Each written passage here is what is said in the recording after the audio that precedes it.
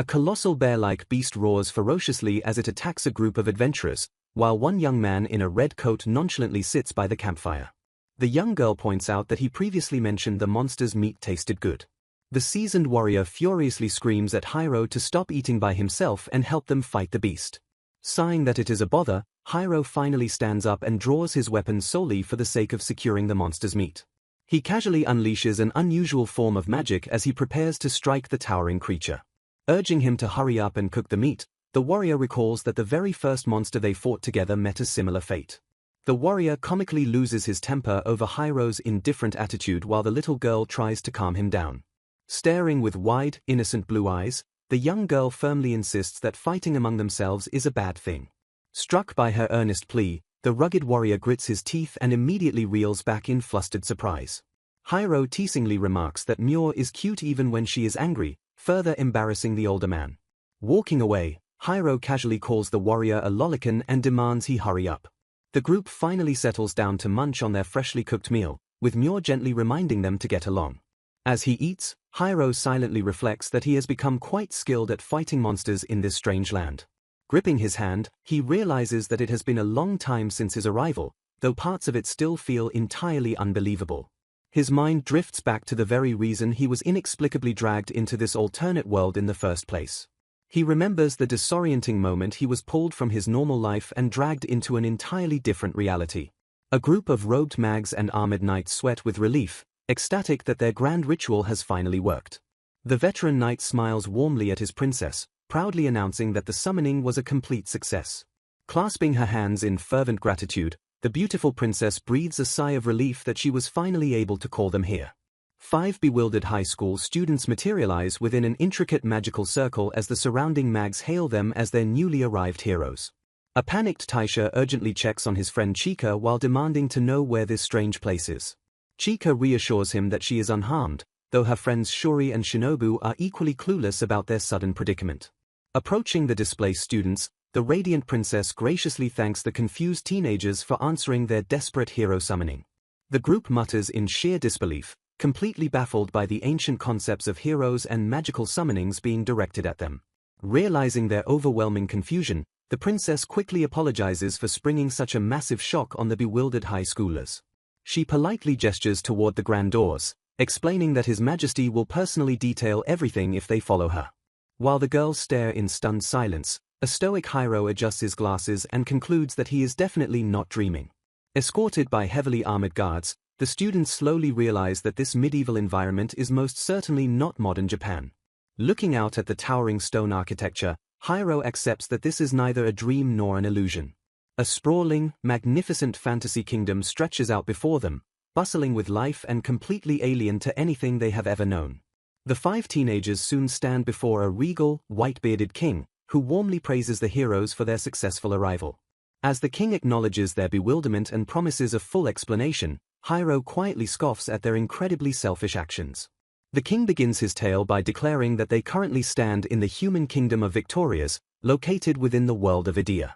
The first princess introduces herself as Lilith, standing beside the ruler of the country, King Rudolf van Strauss-Arclaim. With a grave expression, the king leans forward to finally explain exactly why their kingdom is in such desperate need of legendary heroes. He reveals that Victorias is under a dire threat and that they need the heroes to utterly destroy the evil demonkin to ensure their safety. A horrified Taisha gasps in shock at the grim realization that they have been summoned specifically to fight and defeat demonic entities. Idea is divided among humans, beasts, ghosts, and demons, but unprecedented tension is currently tearing the remaining 3 races apart. The king explains that the demons possess immense physical and magical power, and their cruel leader wishes to completely annihilate humanity. Outmatched and facing certain defeat, the desperate humans resorted to an ancient, highly dangerous summoning magic to bring forth their only hope. The king breathes a sigh of relief, glad their desperate summoning ritual finally succeeded. A bewildered Taisha questions the king's phrasing, prompting him to somberly admit he previously had 3 daughters. The king reveals 2 daughters attempted the dangerous ritual, one died, and the other fell into a coma. Hiro listens silently, realizing with disgust that the king practically used his own daughters as sacrifices. Steeling his resolve, Taisha declares they will protect the country's people by defeating the demonkin. An advisor checks the magical documents, confirming all 4 prophesied heroes are present in the room. Surveying the group, the king and princess suddenly realize there are actually 5 teenagers standing before the throne. Sweat dropping, the nervous king asks if all 5 of the summoned youths are truly heroes. The king explains they all have a magical status screen in their minds to check their new powers. The 4 teenagers eagerly check their statuses, thrilled to confirm the title of hero is on their screens. Opening his interface, Hiro notes his low stats and dryly observes he is in a literal RPG world. The king adds that the world's language has been automatically translated for them based on their original world. Squinting at the odd man out, the king demands to know exactly how Hiro ended up here. Shocking the royal court and his classmates, Hiro flatly states that he is not a hero. The panicked princess checks the documents while the flustered king asks if Hiro is a mage or sage. With a tired sigh, Hiro pulls up his status as the king asks for his actual title. The king peers closely at the young man, squinting to read the bizarre title on his status screen. Hiro's official class is revealed to be absolutely nothing more than an innocent bystander. An awkward silence falls as Taisha, the king, and the princess repeat the pathetic title in sheer disbelief. The group suddenly remembers Hiro had simply walked into their classroom during the moment of the summoning. Shrugging, Hiro confirms their realization and unapologetically declares that he is just an ordinary person. Glaring at his peers, he furiously states he only got dragged into this mess by getting mixed up with them. Taking offense to his harsh tone, an irritated Taisha steps forward and aggressively calls him out. Ignoring the outburst, Hiro rationally deduces that the ritual was only ever meant for the 4 actual heroes. Hiro coldly states he has no relation to this crisis and demands to know how they will fix it. He points out their families must be worried, emphasizing they were kidnapped solely for the kingdom's convenience. Brushing past the moral implications, Hiro callously adds that he doesn't actually care about his classmates anyway. Adjusting his glasses, he cruelly dismisses the other students by claiming he has absolutely no bond with them. An offended Taisha shouts at Hiro, aggressively reminding him that they are supposed to be classmates. Hiro shoots back that being in the same class means nothing since they have never actually spoken. The 2 boys stand face to face in a tense, silent standoff as extreme awkwardness hangs heavily in the air. Breaking the silence, Hiro bluntly informs the king that a bystander like him isn't necessary here. Hiro aggressively challenges the king, daring him to force an ordinary person to fight a dangerous demonkin army. Stepping forward confidently, Hiro asks if he can simply return to his original world. Taisha suggests defeating the demon king to return, prompting Hiro to instantly insult his intelligence. Sweat pouring down his face, the defeated king reluctantly admits that Hiro's deductions are entirely correct. Attempting to smooth things over, the king assures the heroes they are family and will love this country. Beaming cheerfully, the king insists that none of them need to worry about their families back home. Princess Lilith drops a horrifying bombshell, revealing all records of their existence have been wiped from their world.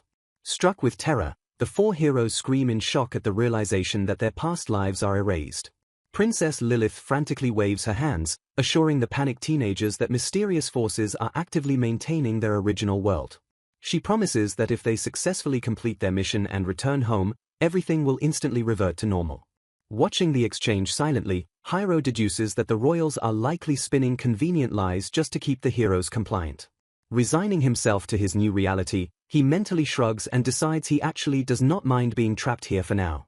A tight close-up of his face reveals his calm, calculating demeanor as he rapidly processes the bizarre situation. Closing his eyes, he quietly reassures himself that a survivor like him can live through absolutely anything. Glancing around the opulent throne room, he confidently concludes that he can adapt and thrive just about anywhere. Taisha firmly crosses his arms, agreeing with Hiro that summoning them without permission was an incredibly selfish and spontaneous act. However, leaning forward with sudden fiery determination, Taisha boldly declares that they will accept the dangerous mission anyway.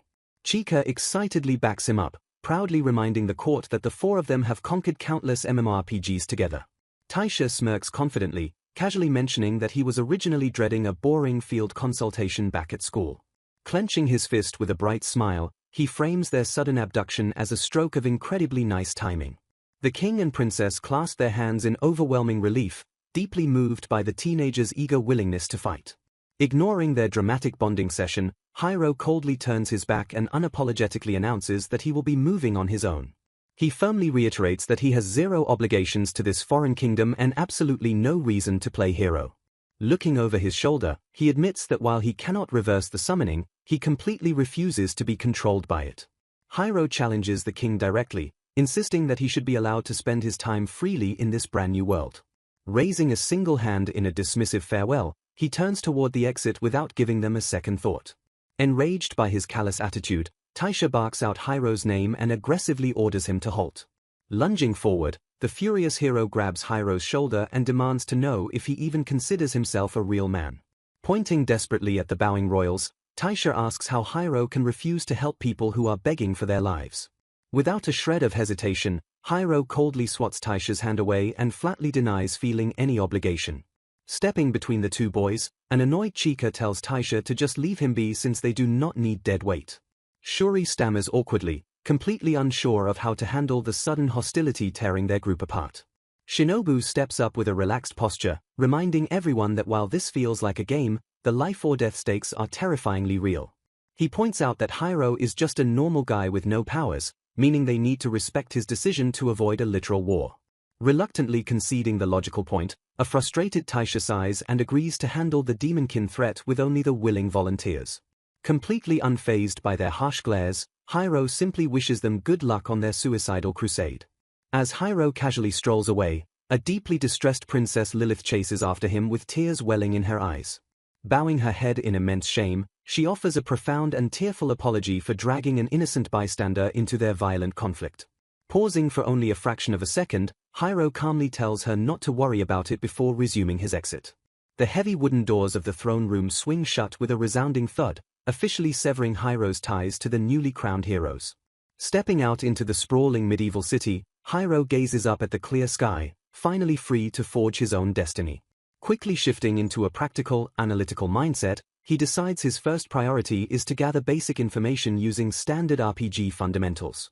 With a soft hum of magical energy, he instantly summons his glowing holographic status screen to analyze his capabilities. Scanning the intricate interface, he notices his magic attribute is none, though he possesses a mysterious skill called word magic alongside his unique titles. Hiro furrows his brow, struggling to comprehend what an unattributed magic entails, but decides he will figure it out as he explores. Staring at a bustling fantasy marketplace filled with strange goods, he quickly identifies his most pressing, immediate obstacle. He bluntly concludes that before he can embark on any sort of grand adventure, he desperately needs money. Recalling classic RPG mechanics, he briefly considers rummaging through random houses for loose gold but immediately dismisses it as a great way to get arrested. He ponders safer alternatives, considering that hunting weak monsters outside the city walls might yield valuable loot. Imagining a traditional bounty board, he theorizes that completing official quests might be the most reliable source of steady income. Coming to a completely logical conclusion, Hiro realizes he will need to find and join a local adventurers guild. Looking around the confusing, unfamiliar streets, he sighs in frustration, acutely aware that he has no idea if guilds even exist in this society. As he wanders aimlessly through the busy thoroughfare, a peculiar hooded figure sitting alone at a small, shadowed stall catches his eye. Intrigued by the glowing crystal ball resting on the velvet table, Hiro realizes he has stumbled upon a street fortune teller. The shrouded elder notices his lingering stare and politely beckons the young man over, offering him a personal reading. Hiro instantly shoots the mystical offer down, bluntly stating that he is completely broke and has no money to spare. Undeterred by the rejection, the mysterious crone chuckles knowingly and observes that Hiro looks like a boy burdened with important questions. The eerie elder lets out a sinister, raspy laugh that immediately puts the defenseless teenager on high alert. Leaning forward beneath her dark hood, the strange figure utterly shocks Hiro by casually noting that he clearly does not belong in this world. A synopsis reveals that the gluttonous, book-loving loner Hiro Okamura has been transported to another world as a mere innocent bystander, where an elder suddenly calls out to him. The mysterious old woman chuckles softly, reassuring the tense teenager that she has no intention of revealing his big secret. Gesturing to an empty seat, she offers to read his fortune to commemorate his first arrival in this strange country. Hiro hesitates in silence, grumbling to himself that he is completely uninterested in something as trivial as fortune-telling. Reconsidering her offer, he quickly realizes she effortlessly guessed he originated from an entirely different world. Weighing his options, he deduces that this enigmatic old lady could actually provide him with a very solid lead. Pulling up his holographic magic status, Hiro decides that if her fortune-telling utilizes real magic, he should definitely listen to her. The fortune teller hums with deep intrigue, noting that the young man possesses a highly unusual and strange star fortune. She explains that while everyone holds a star in their heart, his is an immaculate sphere of dark blue that suppresses a burning red. Staring intently, she confesses she has never seen a star as immensely powerful as his before, prompting him to ask what it all means. Laughing ominously, she prophesies that he has already obtained a new set of strong, warm wings. She warns him that countless people seeking those exact wings will soon flock to his radiant light in great numbers. Hiro instantly glares at the elder, bluntly retorting that attracting a crowd would be incredibly troublesome. Firmly insisting he prefers being alone, he listens as she calmly explains that this is simply one of countless possible futures. Leaning forward with a knowing hum, the fortune teller playfully asks if he has a specific question he desperately wants answered. After listening to his explanation, the old woman expresses deep fascination at the concept of a world completely devoid of magic. Standing up to leave, Hiro thanks her for the valuable information while she expresses sincere gratitude for meeting someone with such a unique light. Pausing mid-step, Hiro suddenly whips around and asks if she just implied that a guy like him wasn't actually the first. A wistful smile crosses the elder's face as she confesses that she met another world traveler just like him back in her youth. Hiro's eyes widen slightly as he processes the massive revelation that someone else from a different world had visited this realm before him. The old woman warmly invites him to drop by anytime, but cheekily warns that she will definitely charge him a fee next time. Smirking at her cunning attitude, Hiro praises her shrewd business sense. Chuckling that he is quite shrewd himself, she waits as he abruptly sits back down to squeeze in one final question before she starts charging him. Leaning in with an intense gaze, Hiro firmly asks if there are any adventurer guilds operating in this world. Hiro soon steps into a massive, bustling building packed with heavily armed adventurers and busy clerks. Staring up at the grand architecture, he casually remarks to himself that this fantasy world truly operates exactly like a video game. A cheerful guild receptionist flashes a polite smile, graciously thanking Hiro for his patience. She hands him his newly registered guild card, happily confirming that his quest order has been successfully processed. Passing over the documents, she gravely warns him that there are strict precautions he must absolutely understand before engaging in any quests. She explicitly cautions that cancelling a quest midway will result in a devastating penalty fee of 10,000 Raijin. Sweating nervously, Hiro calculates that the currency resembles Japanese yen and realizes a massive fine would completely ruin his flat-broke wallet. Staring at his F-rank guild card and his quest to harvest lottery herbs, he realizes that cancelling now would trigger a catastrophic problem. The cheerful receptionist politely asks if he knows what the lottery herb actually looks like, prompting Hiro to flatly answer no. With a startling thud, she heavily slams a massive, dust-covered botanical encyclopedia directly onto the wooden counter.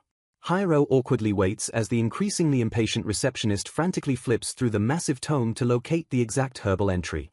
Watching her search, he realizes he has never seen a book like this before and decides holding up in a library sounds incredibly tempting. Smiling brightly, the receptionist wishes him a safe journey while Hiro notes how convenient it is to mentally summon and dismiss his magical guild card. Arriving at his designated destination, Hiro surveys the vast, grassy expanse of the windswept Asobit Plateau. With a soft rustle, Hiro easily locates the vegetation and effortlessly plucks a handful of the required herbs from the dirt. Noting that the gathering quest was much simpler than he originally expected, he decides it is finally time to fully test out his status screen. Reading his status screen, Hiro learns his word magic costs 30 MP and allows him to manifest effects by drawing words. He wonders what the corrupted text means but acknowledges he somewhat grasps the underlying concept of his magic. Deciding to test his newly discovered ability, Hiro resolves to give it a quick try. Recalling the fortune teller's advice, he concentrates on the flow of his blood to temper his magic power. Gathering the glowing energy at his fingertip, he ponders if drawing any simple character will actually work. Looking around the desolate plateau, he selects a large boulder as his very first test subject. He swiftly writes the kanji force split on the massive stone and commands the spell to activate. The glowing kanji sinks into the rock and immediately triggers a powerful magical reaction. With a thunderous crack, the massive boulder violently splits perfectly in half before his very eyes. Staring in pure awe, Hiro marvels at the incredible fact that he actually cut the stone in two. Curious to test the limits of his power, he wonders what would happen if he writes something else down. He writes another kanji on a nearby rock, causing a web of destructive energy to immediately surge through it. Astounded by the destructive output, he realizes this magic is a complete cheat skill that far exceeds his wildest expectations. Walking back through the bustling city, he recalls a conversation about his unattributed magic status being incredibly rare. He remembers the fortune teller explaining that unattributed magic users are unique magicians with highly specialized abilities. The eerie elder warned him that very few people possess this magic because it is notoriously difficult to control. She further revealed a horrifying truth that many past users actually died from something called magical rebound. Connecting the dots, Hiro grimly realizes that this dangerous rebound effect likely caused the tragic fate of the princess's older sisters.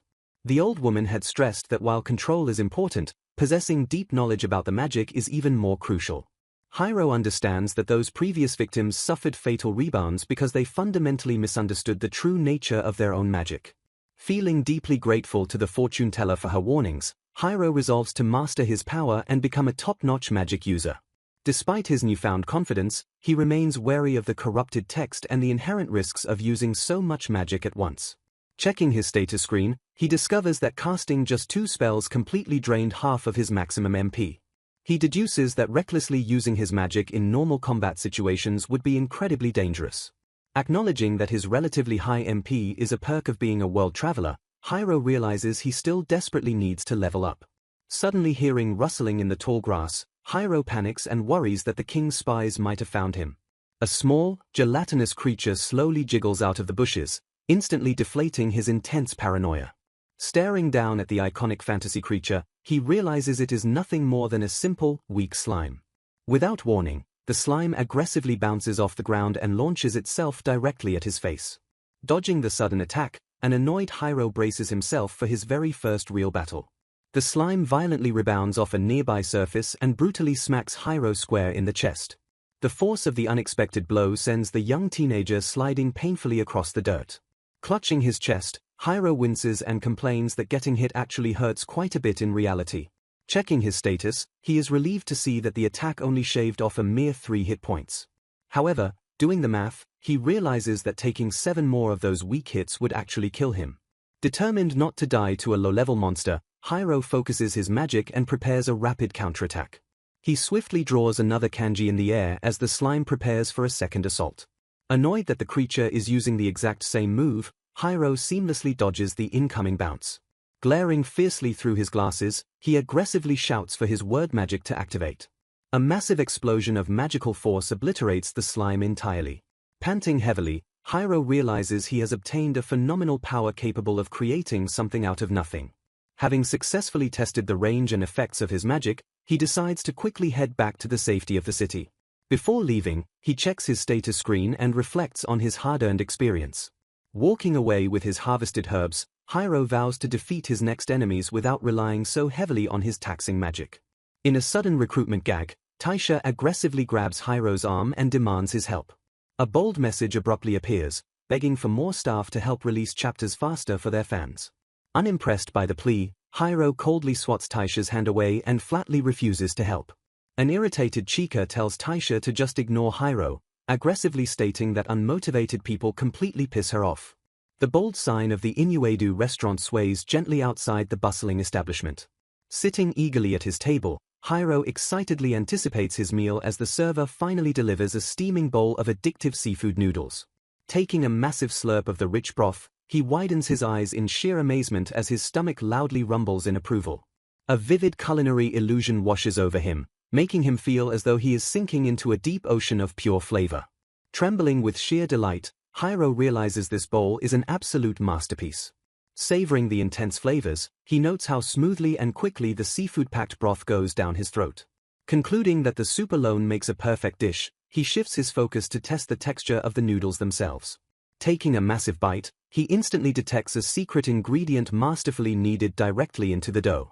He passionately devours the rest of the meal, completely lost in the euphoric sensation of the delicious food. His eyes widen in absolute realization as he discovers the noodles are actually infused with savory mashed fish. Leaning back in complete satisfaction, he declares that these authentic seafood noodles are dangerously addicting. Letting out a heavy sigh of absolute contentment, he places his completely empty bowl back onto the table. Staring at the empty dishes, he happily notes that spending 450 raijin is remarkably cheap for such high quality. Resisting the strong urge to order more, he pays his bill and decides to rely on his upcoming lottery herb quest for extra funds. Stepping outside with a fully recovered status, he vows to find a local inn while proudly declaring that delicious food is absolute justice. Gazing up at the evening sky, Hiro finalizes his strategic plan to strictly focus on acquiring money and leveling up starting tomorrow. The very next day, Hiro ventures deep into the overgrown wilderness of the Kuria forest. A wild slime suddenly lunges from the underbrush, only to be violently splattered by a swift strike. Hearing a flurry of system beeps, he checks his status screen and smirks confidently upon reaching level 3. Stretching his stiff muscles, he grumbles in frustration that only weak slimes are spawning instead of his actual goblin targets. Acknowledging his growing proficiency with his blade, his complaints are abruptly cut short by a violent ambush. Narrowly dodging a brutal club swing that shatters the earth beside him, Hiro leaps back and catches his breath. A grotesque, muscular goblin glares fiercely through the dust, snarling at the young adventurer who evaded its strike. Staring down the vicious beast, Hiro readies his weapon and coldly welcomes his long-awaited prey. Pointing his blade directly at the monster, he arrogantly questions if it is truly ready to die by his hand. Enraged by the blatant disrespect, the goblin unleashes a deafening roar and violently charges forward with its heavy club raised. Hiro grimaces under the immense physical pressure as he aggressively grinds his blade against the monster's crushing overhead strike. Pushed back by a sudden blow that sends him sliding across the dirt, Hiro instantly regains his balance and prepares a counterattack. Dashing forward with explosive speed, he fiercely vows that he fully intends to survive and continue living in this unforgiving new world. With a single, fluid motion, his blade violently tears through the goblin's thick hide in a devastating slash. Standing over the twitching, defeated monster, Hiro coldly apologizes before demanding it become nothing more than a stepping stone for his growth. Clicking his tongue in mild disgust, he admits that taking a life still feels fundamentally wrong before an ominous noise interrupts his thoughts. Glancing up at the surrounding tree line, he realizes the loud commotion of his recent battle has successfully drawn out an entire horde of furious goblins. Instead of panicking at the overwhelming odds, Hiro smirks confidently and decides this massive group is the perfect test dummy for his powers. Raising his glowing fingertip, he furiously draws the word for needle in the air and commands his devastating magic to activate. The surviving goblins groan in agonizing pain as Hiro's magical needles violently pierce through their bodies. Heavy footsteps echo through the forest as a new wave of enraged monsters charges toward the battlefield. Glancing over his shoulder at the incoming horde, Hiro calmly notes that he fully expected this exact situation to occur. Channeling his glowing magical energy, he fiercely commands his word magic to extend his weapon's reach. He seamlessly chains his spells together, drawing the characters for Wave and Split to unleash a devastating barrage of magical slashes. His enhanced blade effortlessly cuts down the approaching goblins, spraying dark blood across the shattered earth. Standing alone amidst a gruesome sea of slaughtered monsters, a visibly exhausted Hiro clutches his face and admits the slaughter is severely draining his mental state. Staring blankly at the carnage, he grimly reflects that wiping out so many living creatures feels less like a simple battle and more like an absolute massacre. Sweat pours down his face as he forces himself to accept this brutal reality, realizing that killing humanoids carries a far heavier emotional weight than fighting simple slimes. Gripping his blood-stained sword with trembling hands, he realizes he is nowhere near as emotionally detached as he originally believed. Shaking off his lingering hesitation, he forcefully scrapes his shoe against the dirt and steps forward with renewed, icy determination. Leveling his blade at the remaining shadows in the forest, he challenges the hidden beasts and vows to keep fighting until his heart finally grows numb to the violence. Screaming with intense, aggressive resolve, he furiously dares the monsters to keep coming at him until he fully adapts to this cruel world. Back in the city, a massive, blood-soaked burlap sack slams heavily onto the guild's wooden counter. The flustered receptionist stammers in pure awe at the massive haul while Hiro coldly demands she evaluate his 22 goblin fangs. Irritated by their excessive praise, he bluntly tells the nervous clerks to hurry up since he finds their fawning incredibly bothersome. Examining his newly updated balance of 45,000 Raijin, he calculates that he can finally afford better weapons and magical restoration pills. Utilizing his unique abilities, he simply writes the word clean to instantly purify his clothes and body, marveling at his magic's limitless convenience. Strolling through the bustling city streets, he ponders what quests to take tomorrow and realizes he desperately needs new countermeasures against stronger monsters. A confident, eager smirk crosses his face as he realizes his new life in this fantasy world is finally getting genuinely interesting. His updated guild interface proudly displays his rapid growth, revealing that he has already reached an impressive level 9 and an E-rank classification. A guild receptionist shrieks in absolute disbelief, utterly shocked that a rookie managed to rank up in just a single week. Ignoring the frantic praises of the staff calling him a rising star, Hiro casually walks away and questions why they are acting so ridiculously proud of his personal achievements. The starry-eyed clerks eagerly await his next visit, completely oblivious to the fact that the cold teenager has already left the building. Passing townsfolk openly stop and stare, loudly whispering among themselves about the strange boy and his highly unusual clothing. Strolling past the heavily guarded castle walls, Hiro deduces that standing out too much will inevitably attract the king's unwanted attention and drag him back into the royal mess. Staring up at the towering stone spires, he rationally concludes that right now is the perfect opportunity to make his quiet escape. Watching the royal flag flutter in the wind, he firmly decides to leave the Kingdom of Victorias entirely by tomorrow morning. He ignores the lingering stares and hushed whispers of the local citizens as he continues down the cobblestone path. Acutely aware that his modern Japanese school uniform draws way too much suspicion, he decides to purchase proper defensive gear before his grand departure. Now fully clad in a stylish adventurer's cloak that flaps dramatically in the wind, Hiro looks out toward the horizon and wonders where his journey will take him next. Hiro casually walks into a rustic, secluded village nestled near a large mountain. Spotting the newcomer, a frightened villager immediately retreats indoors and firmly shuts their heavy wooden doors. Observing the tense atmosphere, Hiro quickly deduces that this place does not welcome strangers. His quiet observation is abruptly interrupted by a loud stomp and an aggressive shout aimed directly at him. A fierce young girl with twin tails points at him, boldly demanding to know if he is an adventurer. Completely ignoring her presence, Hiro turns his back and continues walking away in silence. Enraged by his blatant dismissal, the little girl furiously stomps her feet and demands to know what the brat wants. Chasing after him, she aggressively asks why he came to their village while demanding he stop ignoring her. Without slowing down, Hiro coldly states that his business has absolutely nothing to do with a brat like her. Stunned by the harsh insult, the girl stammers in sheer shock at being called a brat. Glancing over his shoulder, Hiro bluntly points out that she truly is just a child. He casually notes that she has no right to be offended since she hypocritically threw the exact same insult at him first. Frustrated, the girl yells that all adventurers are mean-spirited losers as Hiro abruptly halts his steps. Glaring sharply at the flinching girl, he firmly orders her not to lump him in with other people. Leaning in closer, he asks why he would ever want to scam a tiny village like this one. Before she can answer, a sudden crash of shattering wood violently interrupts their tense standoff. A villager is brutally thrown out of a building, crashing onto the dirt as a hostile adventurer emerges. A tall, spiky-haired thug and his chubby companion brandish their weapons, viciously threatening to kill the fallen man. Disgusted by the scene, the young girl explains that these new adventurers have been terrorizing their home. Connecting the dots, Hiro realizes this is exactly why the village is so suspicious of wandering outsiders. Desperate for salvation, the little girl pleads with Hiro to use his weapons to help them. Without a single ounce of hesitation, Hiro immediately and flatly refuses her desperate request. He coldly states that he is no champion of justice and tells her to go find a real hero if she wants charity. An injured older man approaches on a crutch, gently scolding the girl for pressing the cynical stranger. The injured man bitterly admits that Hiro's harsh words are entirely correct. He explains to his daughter that fairytale heroes who work for free simply do not exist in reality. The father reveals that the thugs stole their title deed and the helpless public cannot do anything to stop them.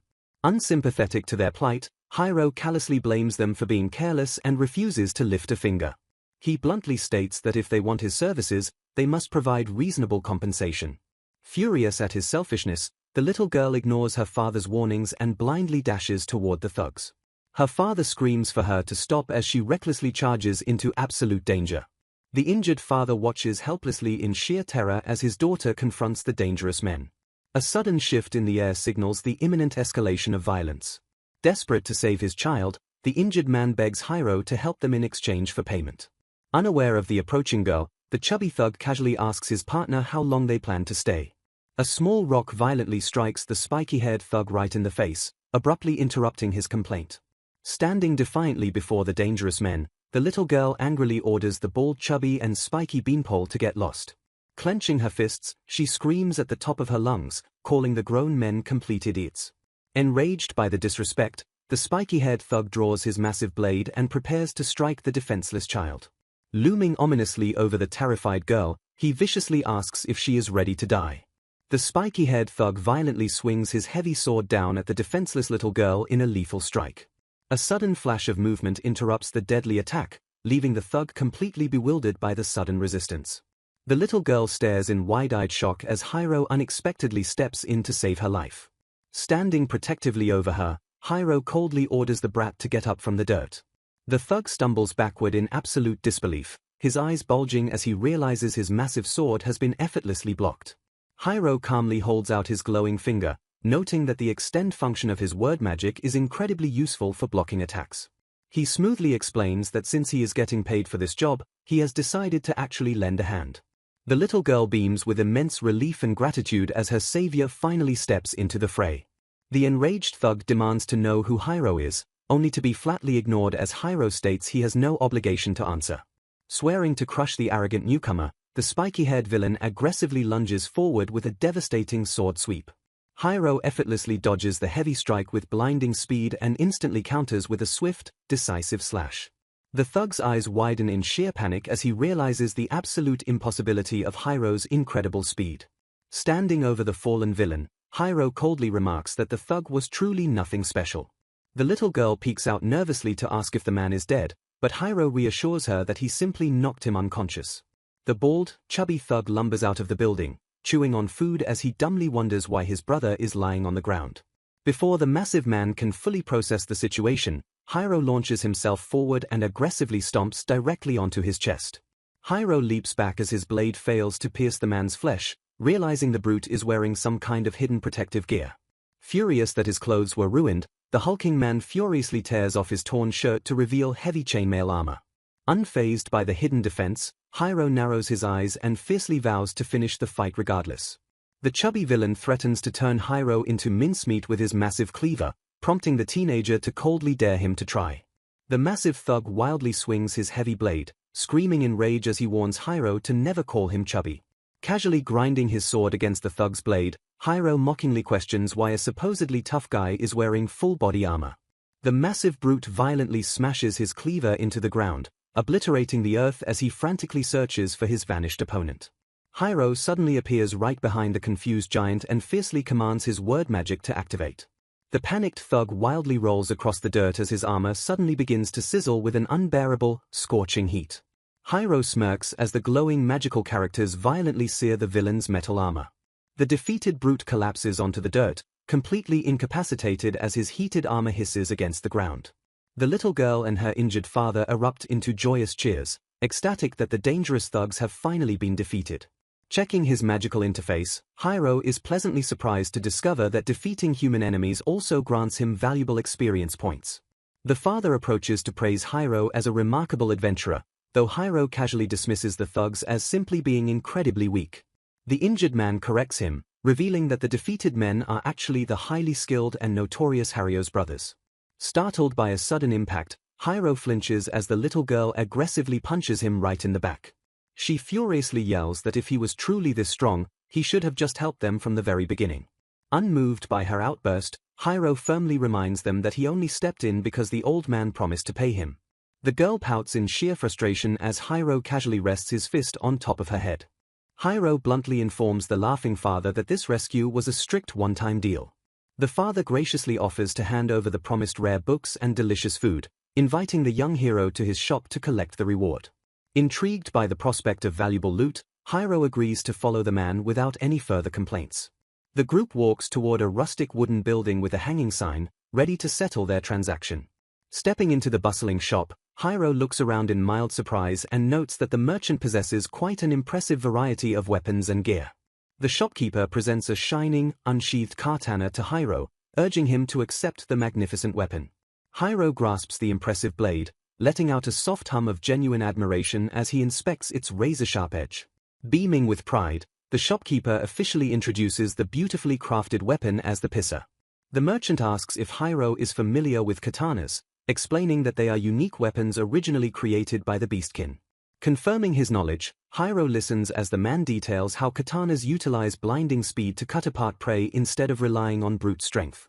Hiro expresses surprise that the thugs never stole such a powerful blade, prompting the owner to boast about its unimaginable sturdiness.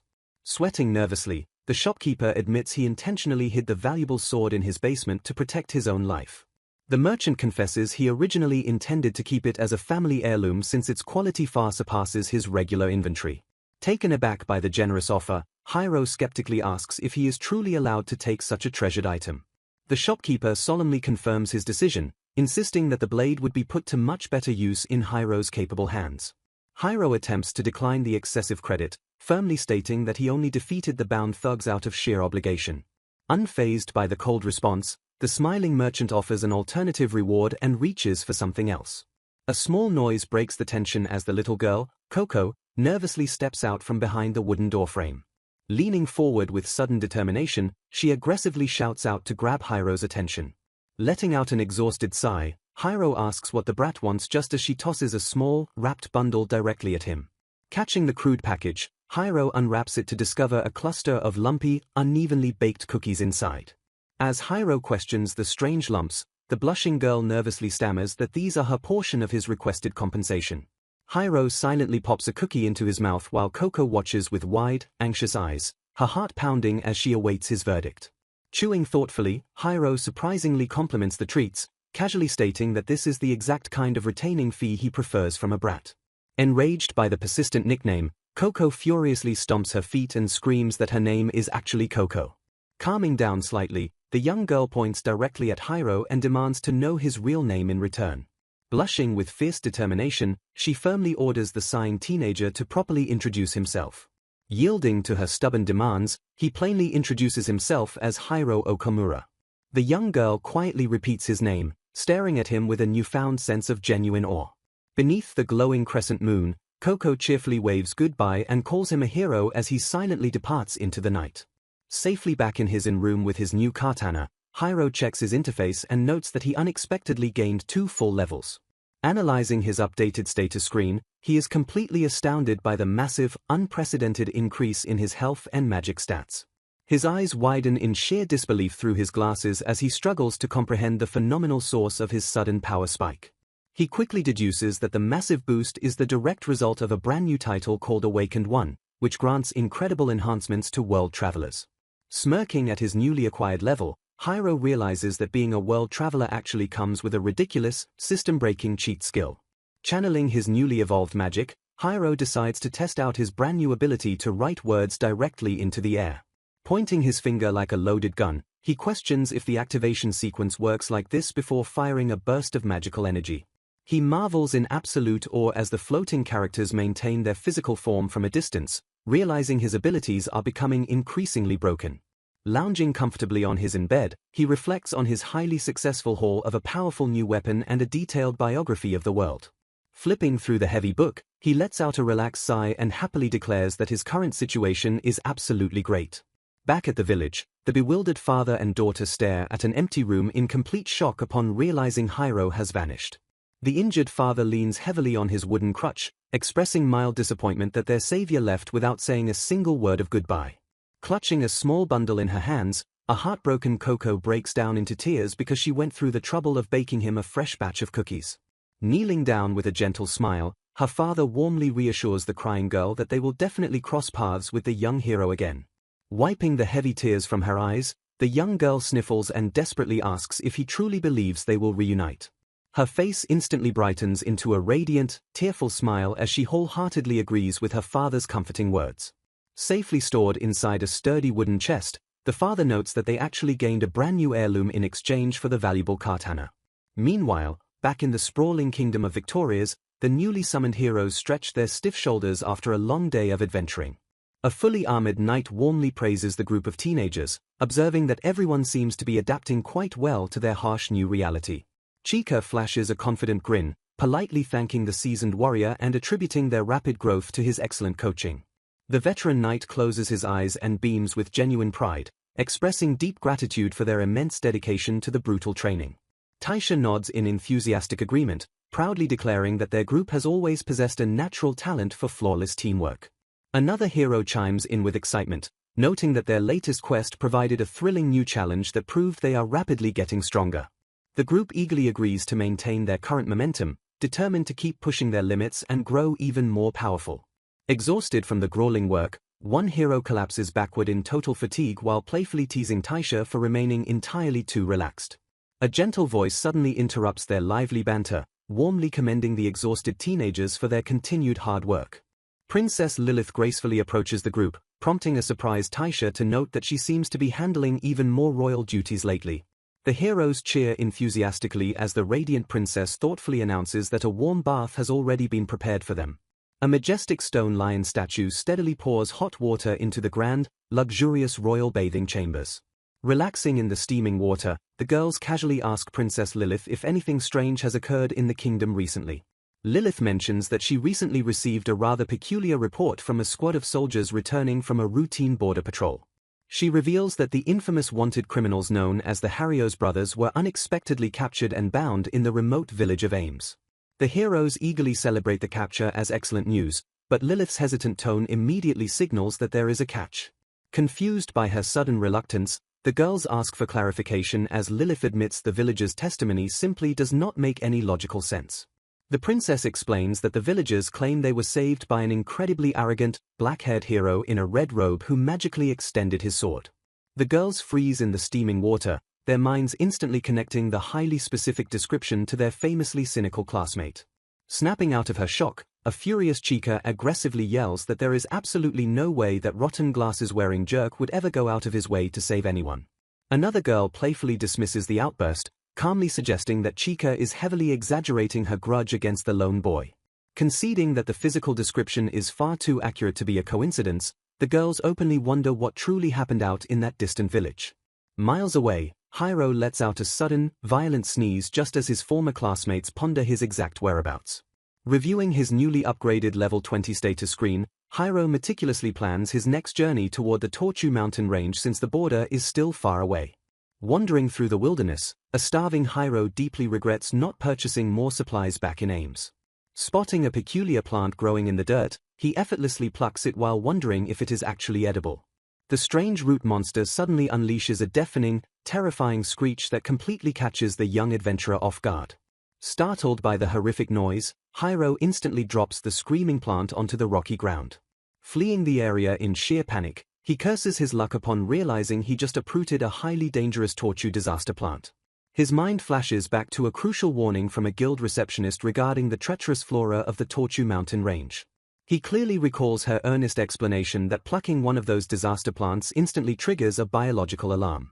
The receptionist had gravely warned him that the plant's distinct, agonizing scream functions as a powerful lure for nearby monsters. Back in the present, a heavily panting Hiro harshly scolds himself for making such a reckless, amateur mistake. Refusing to panic as hostile presences close in, he smiles with genuine excitement and declares this world truly interesting. With a crisp snap of his fingers, he aggressively channels his magical energy into a swift, devastating counterattack. A massive explosion of sheer magical force violently obliterates the pack of ravenous wolves lunging from the underbrush. Strolling casually out of the smoke, Hiro admits that the sudden ambush forced him to use his wide-range magic instead of his blade. His keen senses suddenly pick up a delicious, savory scent, instantly reminding him of his overwhelming hunger. Creeping silently through the dense foliage, he eagerly follows the mouth-watering aroma toward its source. Peeking out from the tree line, he spots a beautifully cooked fish roasting over a crackling campfire by the riverbank. Staring intently at the unattended meal, Hiro audibly gulps as sheer anticipation washes over him. Leaping eagerly toward the campfire, his feast is abruptly interrupted by a furious roar commanding him to get away. Hiro instinctively dashes backward, narrowly avoiding a devastating physical strike that violently shatters the earth. A fierce, spiky-haired warrior named Arnold dramatically lands and aggressively demands that the young thief identify himself. Pointing his massive weapon, Arnold furiously declares that attempting to steal his hard-earned food is an absolute crime. Completely unfazed by the dramatic entrance, Hiro adjusts his glasses and complains that the warrior is being incredibly annoying. Enraged by the blatant disrespect, Arnold screams that he caught the fish himself, prompting Hiro to casually question his actual ownership. Ignoring Arnold's angry rant about manners, Hiro simply states that he is starving and bluntly asks for the meal. Letting out a heavy sigh, the young teenager demands a straight answer on whether the warrior will feed him or not. The towering warrior furiously bellows at Hiro's sheer audacity just as a soft voice interrupts his tirade. A small, anxious beastkin girl quietly emerges from the nearby bushes and calls out to her guardian. Clenching her clothes nervously, little Muir stares with wide, worried eyes and asks if Arnold is all right. Pounding his chest confidently, Arnold reassures the little girl that he is simply going to beat some sense into this foul-mouthed scoundrel. Unimpressed by the overly theatrical display, Hiro shoots the boastful man an incredibly cold, piercing glare. Hiro audibly sighs in profound disappointment, clearly exhausted by the older man's ridiculous antics. Flinching at the sheer disrespect, Arnold demands an explanation as Hiro casually concedes a partial defeat. Attempting to reason with the screaming brute, Hiro offers a logical compromise and politely asks for just a small portion of the fish. Staring blankly at the infuriated warrior, Hiro firmly states that he absolutely will not compromise any further. Gripping his heavy blade with trembling rage, Arnold seethes at the arrogant boy's complete lack of remorse. The furious warrior violently swings his weapon forward, aggressively shouting that a thief has no right to make demands. Effortlessly dodging the lethal sweep, Hiro easily slips out of range, deeply impressing Arnold with his blinding speed. The tense standoff violently escalates as both warriors draw their deadly blades and prepare for a serious clash. A sudden, blood-curdling scream from Muir completely shatters the battlefield's heavy tension. A massive, horrifying monster stomps heavily onto the riverbank, drooling ravenously as it looms over the terrified little girl. Arnold screams Muir's name in pure panic as the massive, shadowy bear monster looms menacingly over her. Arnold desperately lunges forward, violently swinging his heavy sword to intercept the beast's attack. The massive bear roars in agony as its arm is cleanly severed, prompting Arnold to frantically check if Muir is unharmed. Arnold orders the little girl to get away, only for a terrified Muir to desperately point out a new threat looming directly in front of him. Arnold whips around in shock just as a massive paw violently stomps down on him. A towering, monstrous bear crushes Arnold beneath its foot while he struggles to comprehend the sudden ambush. The sheer weight of the beasts pins the seasoned warrior to the ground as multiple massive bears aggressively surround the helpless pair. Gripping his weapon tightly, a heavily pressured Arnold counts 4 barbarous bears in total and desperately considers using his trump card. He quickly realizes he cannot use his ultimate attack because Muir would inevitably be caught in the devastating blast. Breaking the heavy tension, Hiro casually interrupts to ask if the only food available was the roasted fish. An enraged Arnold screams at Hiro for asking such a stupid question at a time like this, completely baffled by the boy's priorities.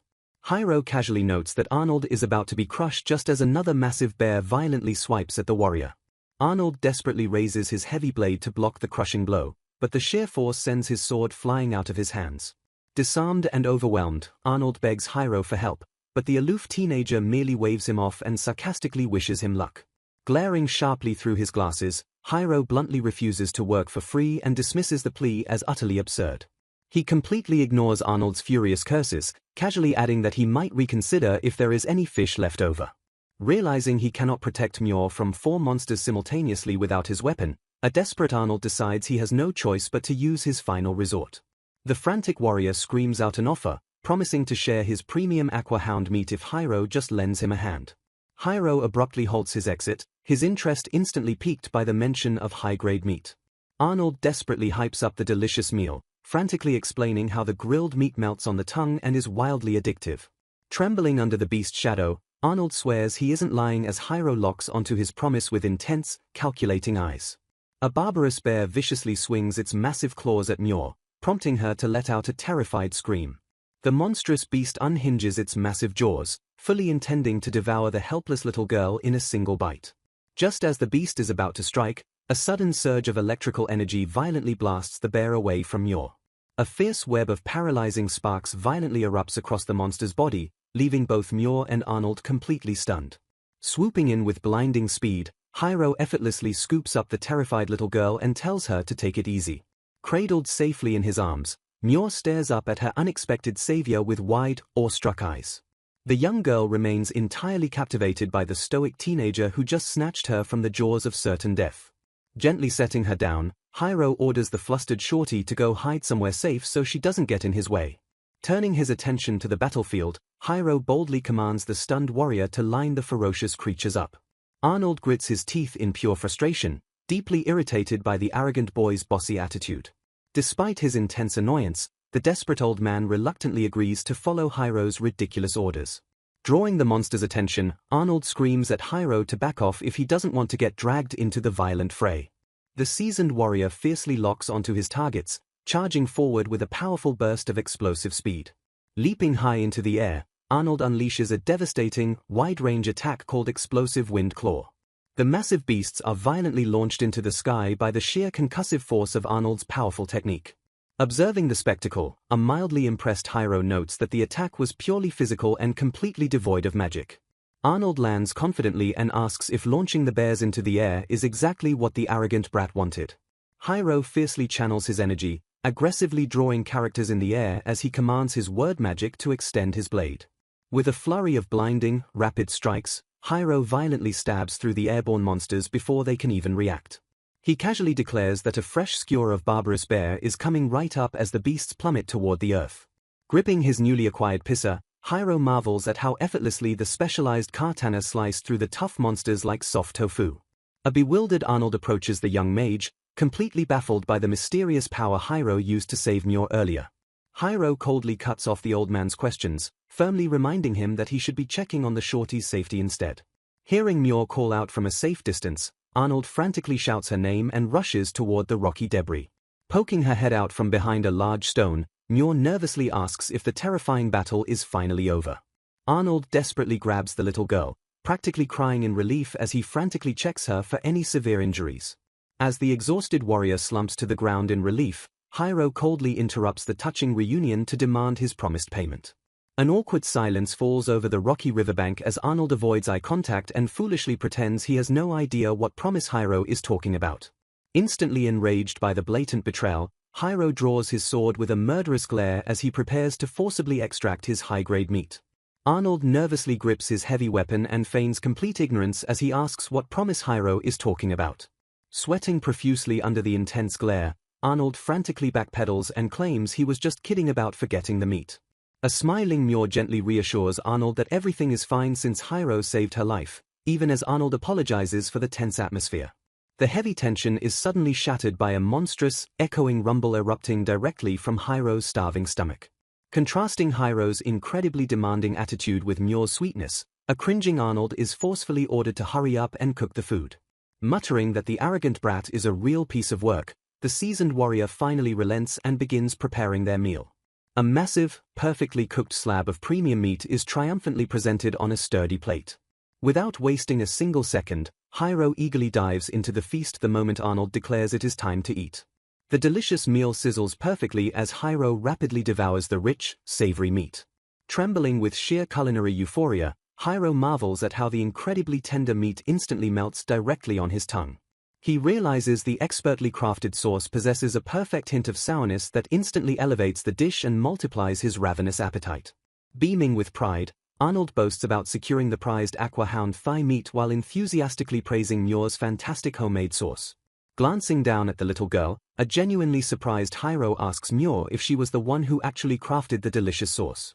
Blushing under his intense gaze, Myor shyly explains that her recipe is a special blend crafted specifically from rare alti fruits.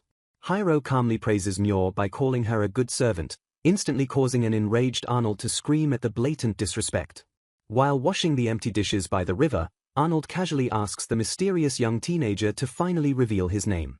Hiro bluntly refuses and orders the older man to introduce himself first, prompting Arnold to grumble about his terrible attitude. The seasoned warrior proudly introduces himself as Arnold Ocean, an adventurer and cook, which perfectly explains his access to high-grade meat. Stepping out from behind the towering warrior, the little girl shyly introduces herself as Myor Castlair. Staring blankly at the vastly different pair, Hiro instantly asks the older man if he actually kidnapped the little girl.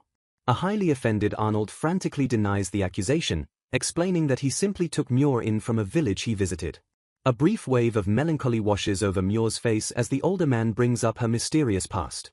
Flashing a warm, protective smile, Arnold gently places a hand on her head and proudly declares that she is his beloved daughter now. Recognizing their complicated circumstances, Hiro quickly dismisses the emotional moment by coldly stating he has absolutely no interest in their backstory. Shifting the focus back to the arrogant boy, Arnold firmly asks the teenager to finally reveal his own identity. Adjusting his glasses with a smooth slide, the teenager confidently introduces himself as Hiro Okamura, an adventurer and avid reader. Mure giggles warmly and points out that being a reader is simply a hobby, prompting a slightly defensive Hiro to ask if she has a problem with it. Watching her bright smile, Hiro silently admits to himself that the little girl's laughing face is actually quite cute. Hiro casually asks if Arnold is into little girls, causing the warrior to explode in sheer fury while Mure protests that she is already 12. Desperate to clear his name, Arnold recklessly blurts out that Mure is old enough to have a baby, instantly turning the poor girl entirely red with embarrassment.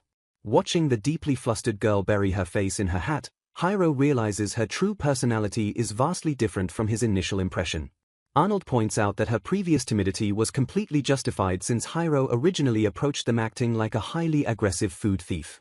Without a shred of hesitation, Hiro partially draws his katana and coldly threatens to turn the older man into fresh rust on his blade. Baring his teeth in a fierce challenge, Arnold aggressively vows that he would willingly eat poop if it meant protecting his daughter. Hiro pauses his intimidation entirely, staring at the fiercely protective father with a deadpan expression. Taking a seat on a nearby rock, Hiro bluntly asks if eating literal feces is some sort of popular joke among the beastkin community. The sudden revelation leaves both Arnold and Mure utterly stunned, prompting the sweating warrior to nervously ask how Hiro uncovered their massive secret. Arnold stares in absolute disbelief, completely failing to comprehend how easily the teenagers saw through their careful disguises. Hiro suddenly points a wooden stick directly at the flinching girl, completely startling Mure as she frantically apologizes for letting her guard down.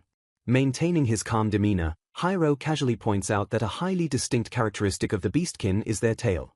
He logically deduces that Mure is constantly wearing an oversized hat for the sole purpose of hiding her animal ears from the public.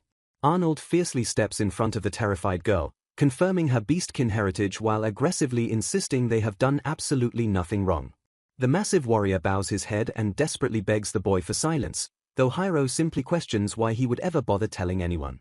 Resting his chin on his hand, Hiro flatly declares that he genuinely does not care whether the midget is human or beastkin. Flipping his heavy book open, he rationally explains that reading literature and enjoying good food is infinitely more productive than judging someone's race.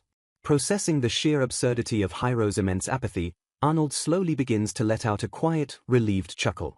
The seasoned warrior erupts into roaring, joyous laughter while a highly irritated Hiro threatens to stab him for the sudden outburst. Wiping a tear from his eye, Arnold warmly notes that strangely accepting guys like Hiro actually exist in this world. Flashing a confident grin, the massive warrior fully turns his back and proudly reveals that he is also a beastkin. Arnold explains that the two of them are currently on a journey to return safely to the beastkin continent located just beyond the kingdom's border. Flashing a knowing smirk, Arnold playfully asks if the curious teenager wants to know exactly why he completely lacks animal ears.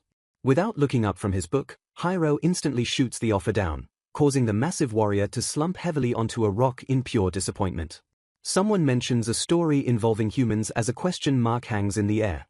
Arnold calmly reveals to his companions that his ears were stolen back when he was a slave.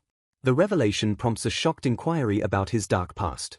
Arnold acknowledges that someone Mure's age wouldn't know about slavery since the practice was officially abolished. He explains that humans oppressed the powerless beastkin by kidnapping children and engraving painful, restrictive magical crests on them. Recalling a gruesome memory, Arnold explains that his ears were ripped off because a bug happened to land on them before he was sold.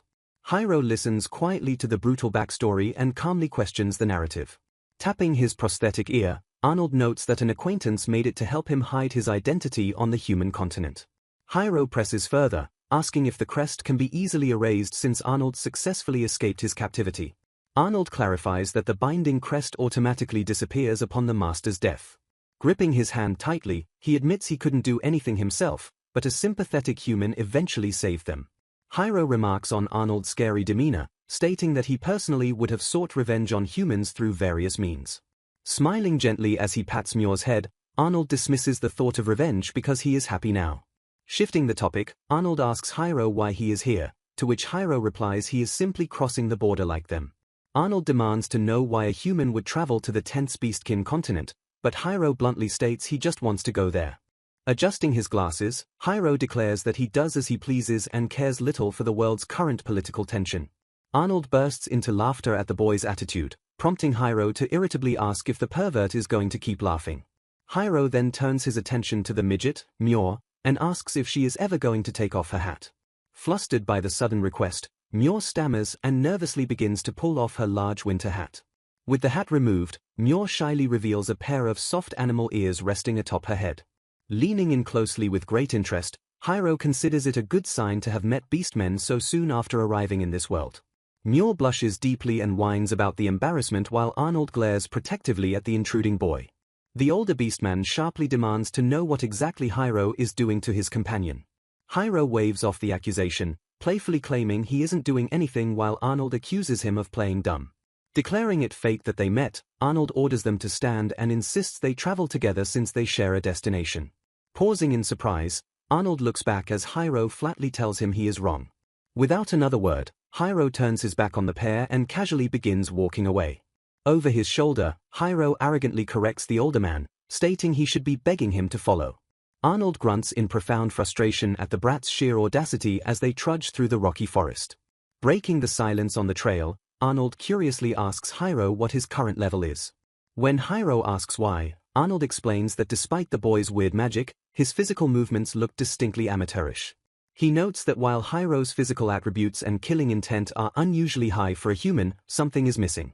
Recognizing the older man's sharp observational skills, Hiro listens as Arnold concludes that he severely lacks battle experience. Revealing himself to be level 31, Arnold challenges Hiro to show his own level. A magical status screen materializes, displaying Arnold Ocean's impressive level and high combat statistics. Hiro examines their titles, noting a particularly harsh one, and realizes Arnold's abilities are not traditional magic. He deduces that this unique skill set is exactly why he couldn't sense any magical aura from Arnold earlier. Deciding that traveling with them might be interesting despite his lack of trust, Hiro casually reveals he is level 23. Arnold throws his fist up in joyous celebration of his higher level, causing Hiro to snap in sudden irritation. Scowling darkly, Hiro reminds the man that level isn't everything and insults him, prompting a furious outburst from Arnold. The two men butt heads and glare intensely with competitive sparks flying while Mure panics nervously between them. Desperate to break the tension, Mure points out that the village is just ahead and urges her uncle to keep moving. Arnold calls out after Mure as she jogs ahead along the rocky path. Hiro smirks and taunts the old man for surviving this time, causing Arnold to click his tongue in annoyance. Sticking his tongue out childishly, Arnold shoots back that Hiro is the one who got lucky. Mure yells back that she isn't a little girl and demands they stop fighting, which Arnold completely agrees to. The trio finally arrives at a weathered wooden signpost marking the entrance to Della village. Stepping past the sign, they are met with the shocking sight of the village completely reduced to ruined rubble. A grim-faced villager approaches the stunned group and begins to explain what happened to their home. The villager reveals the horrifying truth that feral beastkin went completely wild and destroyed the area. Hiro questions the wild beastkin attack, while a villager explains that a strange group tried to forcefully arrest the beastkin. Mure asks what happened to them, and the villager reveals the group immediately attacked when their unreasonable demands were refused. Heavy rain pours relentlessly down onto the devastated ruins of the destroyed village. The villager struggles to remember the mysterious group's name while Arnold curses the tragic situation. Dark storm clouds rumble as the rain continues to fall heavily over the desolate landscape. The storm clears up, leaving a bright and sunny sky over the recovering area. Suddenly, Arnold screams at the top of his lungs, emitting a bright flash of spirited energy. Declaring that moping around isn't like him, the invigorated beastman startles Hiro from his thoughts. Hiro dryly warns Arnold to stop screaming randomly, threatening to call a doctor for his apparent madness. Arnold tells him to shut up, though he admits Hiro's rotten mouth feels surprisingly satisfying today. Ignoring the masochist accusation, Arnold confirms they are still heading to the border soon and asks if Hiro had something to say. Hiro casually states that he isn't in too much of a hurry to reach their destination. Looking up at the clear sky, he contemplates taking their journey much slower from now on. Arnold agrees to cross that bridge when they get to it but suggests they continue at their usual pace for now. Turning a page in his book, Hiro declares his core principle is to always take things easy. Arnold smirks at the boy's optimism, fiercely vowing to push through everything for Mure's sake.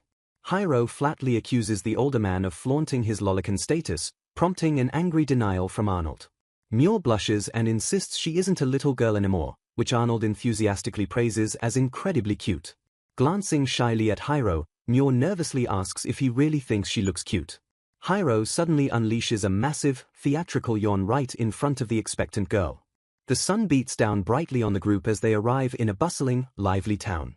Hiro notes the village lacks a guild, mentioning he wants to sell his monster drops before they leave. Arnold suggests simply throwing the items away since they aren't exactly short on money. Hiro argues that discarding the unexpectedly expensive frog bee needles would be a massive waste. Pointing out that extra money buys rare food and books, Hiro pauses when he hears an angry shout from a nearby store. A desperate customer slams his hands on the counter, demanding to know why the general store doesn't sell what he needs.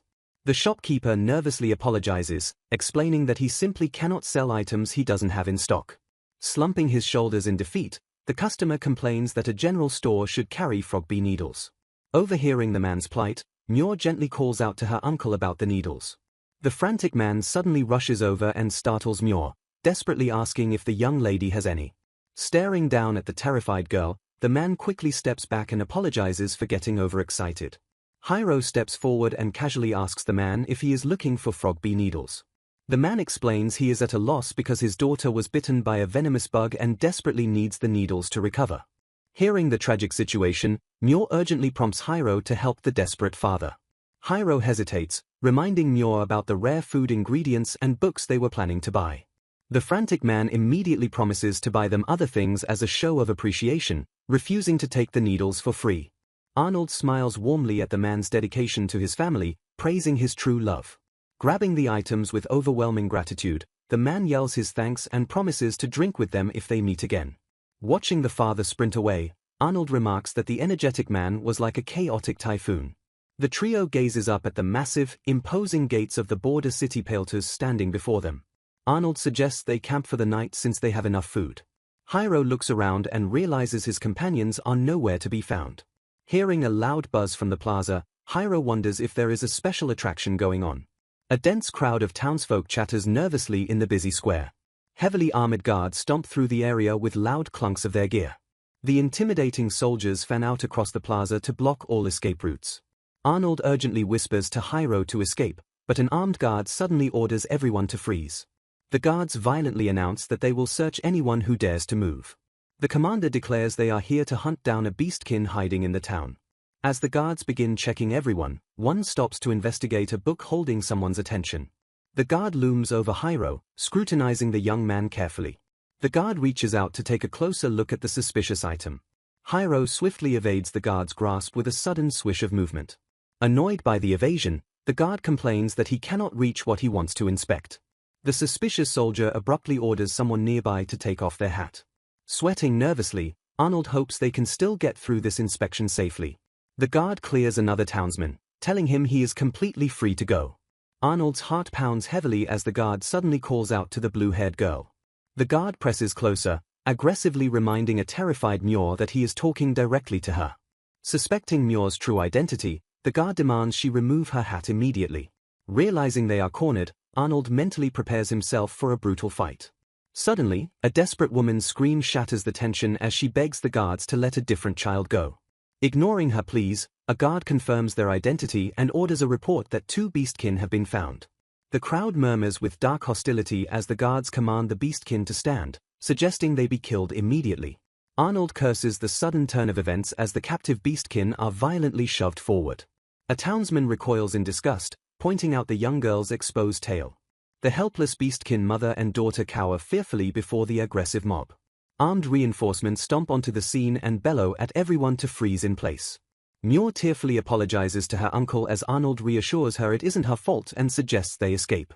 Hiro calmly steps forward, his steady footsteps echoing as he warns Arnold to stop his reckless plan. Hiro coldly states that protecting a beastkin is a bad idea unless Arnold actually wants to die here. Hiro intensely analyzes the heavily armored commander, noting that the man's level is dangerously high. Knowing Arnold is unaware of the threat, Hiro calculates the terrible odds of fighting the commander and all his men. Hiro realizes that the massive surrounding crowd completely eliminates any chance to safely cast his word magic. Arnold fiercely declares that survival is all that matters, regardless of whether one is human or beastkin. The vicious commander sneers, proclaiming that the very existence of the beastkin is utterly disgusting and loathsome. Trembling with pure rage, Arnold listens as the commander violently declares that the beastkin make him want to vomit. Pushed past his breaking point, Arnold explodes with fury and roars that the man has rambled on for too long. The veteran beastman launches himself forward with a thunderous battle cry. Swearing never to forgive their cruelty, Arnold remembers his past trauma as he desperately charges into the fray. Muir gasps in absolute horror, screaming out for her uncle. The guards violently seize the young girl and demand she stop moving as Arnold calls out her name. Arnold bellows at the soldiers to let Muir go while she cries out for him in terror. The commander effortlessly counters Arnold's desperate assault, coldly advising him not to throw his life away. Brutally beaten down to the ground, Arnold groans in agony as the commander spares his life under the assumption that he is human. As Arnold weakly begs them to wait, the commander orders his men to throw all the captured beastkin into cages. Collapsing face-first into the dirt, Arnold curses his own weakness as he reaches out for Muir. Watching the injustice unfold from the shadows, Hiro steps forward, deciding he really doesn't like the guard's attitude. Arnold wakes up with a throbbing headache, cursing his attackers as Hiro casually informs him that he slept for 2 hours. Ignoring the floating synopsis of their adventure, Arnold hurriedly grabs his gear and prepares to rush out. He desperately declares that he must save Muir immediately since the kidnappers couldn't have gotten far in such a short time. Hiro dryly dismisses Arnold's plan to blindly search everywhere as a highly inefficient waste of effort. Driven to frantic fury, Arnold forcefully grabs Hiro by the collar and demands a better strategy. Unfazed by the sudden assault, Hiro coldly orders the Beastman to let go before delivering a swift, staggering counterattack. Arnold clatters backward in pain as Hiro brutally notes that the veteran warrior won't accomplish anything if a simple hit can drop him. Wincing through the stinging pain, Arnold admits his weakness but stubbornly insists he must act while Muir remains in danger. Hiro calmly diffuses the panicked uncle's anxiety by revealing that the kidnappers are actually still in town. Arnold surges forward with renewed hope, prompting Hiro to shove him away and complain about the stifling physical closeness. Hiro explains local rumors suggest the hostile group is lingering on the east side of town to wait for an impending arrival. Pausing to process this vital new information, Arnold realizes the terrifying implications of their enemy remaining nearby. Glancing back at his aloof companion, Arnold tentatively asks if Hiro is actually planning to lend him a hand. Adjusting his glasses, Hiro quickly denies having heroic intentions and coldly demands more information about the enemy group. Annoyed by the perpetually cold attitude, Arnold angrily crosses his arms and stubbornly refuses to share anything. Hiro ruthlessly reminds Arnold that he dragged his unconscious body to safety and provided free intel, demanding proper compensation in return. Yielding to the flawless logic, Arnold sighs heavily and promises to explain the grave situation as briefly as possible. He reveals the hostile organization is called the Beastkin's Cage, a group that patrols the continent to forcefully subjugate or remove beastkin. Arnold somberly recounts a dark memory, admitting he was once caught by this exact organization back when he was forced into slavery. He warns Hiro that every member of the group possesses exceptional strength, an absolute necessity for fighting naturally powerful beastkin. Thoroughly confused by Hiro's sudden investment in the crisis, Arnold asks why the notoriously apathetic boy cares about other people. Hiro bluntly clarifies that he has zero interest in the kidnappers themselves, but rather in a mysterious book they were holding. Elaborating on his intense fixation, Hiro explains he spotted a book on their wagon but couldn't quite decipher its title. As Hiro enthusiastically mutters to himself about the potential rare contents, Arnold awkwardly asks if he can leave now. Pacing in deep thought, Hiro considers that while he could easily abandon his companions, they hold valuable information regarding the Beastkin continent. Furthermore, he admits that Arnold's cooking is exceptionally good, leaving the anxious Beastman utterly bewildered while still worrying about Muir. Weighing his tactical options, Hiro decides that stealing the book during a rescue commotion will perfectly clear his conscience since the targets are hunters anyway. Having made up his mind, Hiro energetically declares they are going to steal the book, completely ignoring Arnold's frantic reminder that saving Muir is the actual priority. Meanwhile, trapped within the dark confines of a cramped iron cage, a captive beastkin stares out in absolute despair. Muir huddles alone in the gloomy shadows, sobbing quietly as she blames herself for always being a terrible hindrance to her uncle.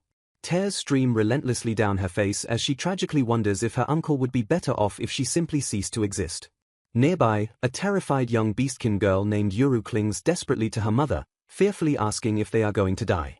The little girl innocently questions why her kind faces such cruel hatred when they only look slightly different from ordinary humans. Her mother holds her tightly in the dark, tearfully apologizing for insisting they visit this incredibly dangerous town. Overhearing their deep despair, Muir apologizes profusely, believing her own capture directly dragged the innocent mother and daughter into this nightmare. The mother gently denies the misplaced blame, wiping away tears as she attempts to comfort the heartbroken young girl. Realizing she must remain strong, Muir wipes her own tears, vowing to repay her uncle's kindness while knowing her parents would be furious if she gave up. Pushing bravely past her own overwhelming fear, Muir puts on a resolute smile and reassures the terrified little girl that everything will be okay.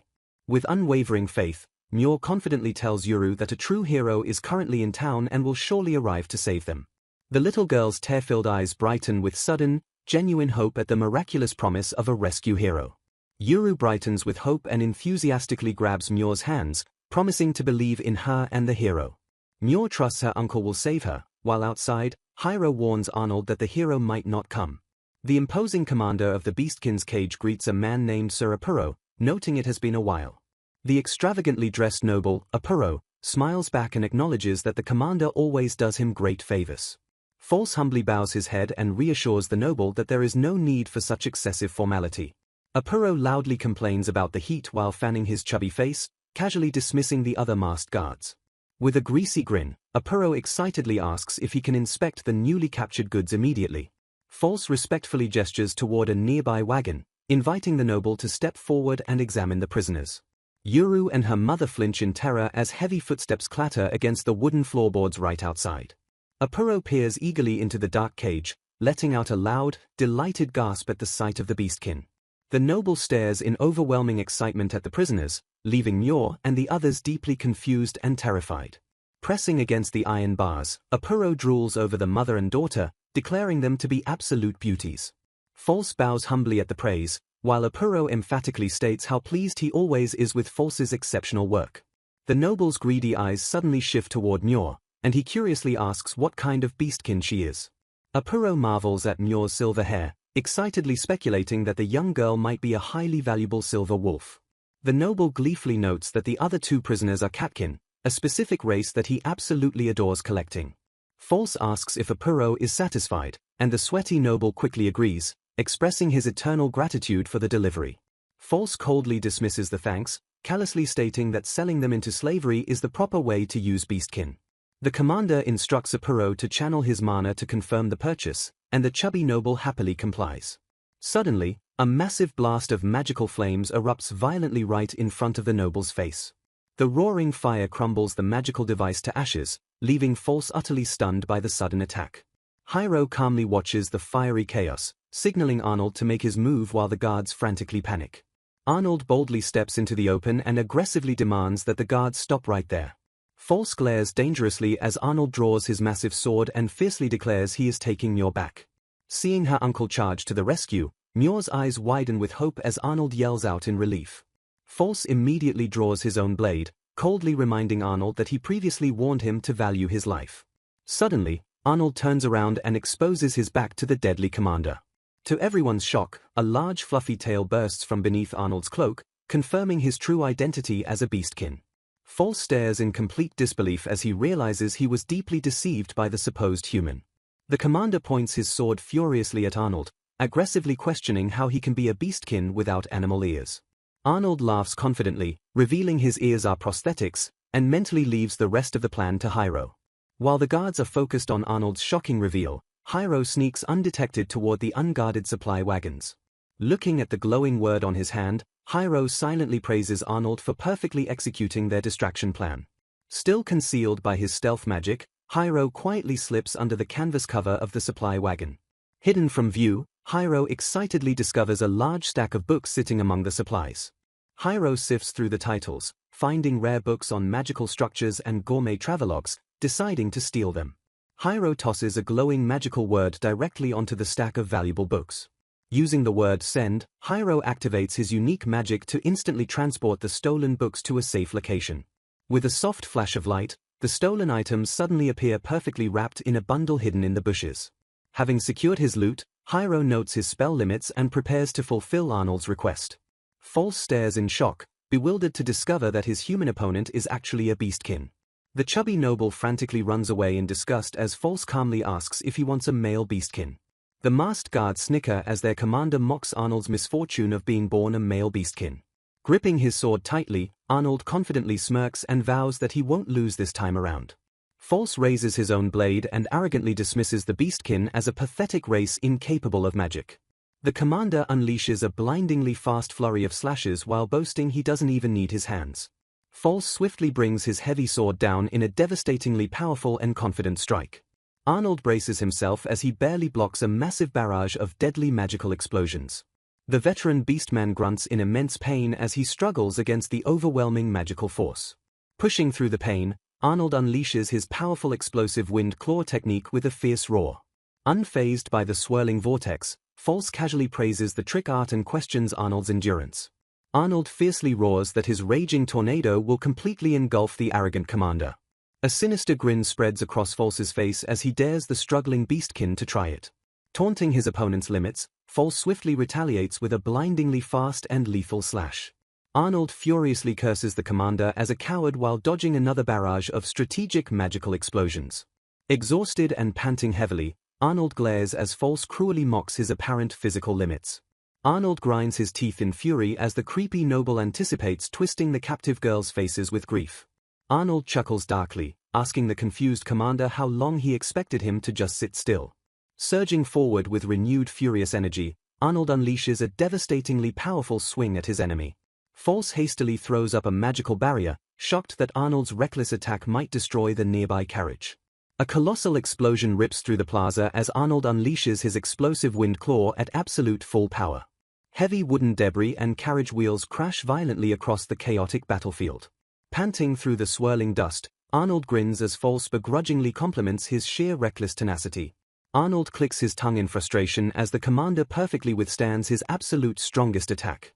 False arrogantly reminds him of his barbaric nature, mocking him for carelessly engulfing his own friends. Arnold smirks defiantly, loudly asking the arrogant commander if he is currently half asleep. With a confident grin, Arnold proudly declares that his massive attack didn't harm a single beastkin.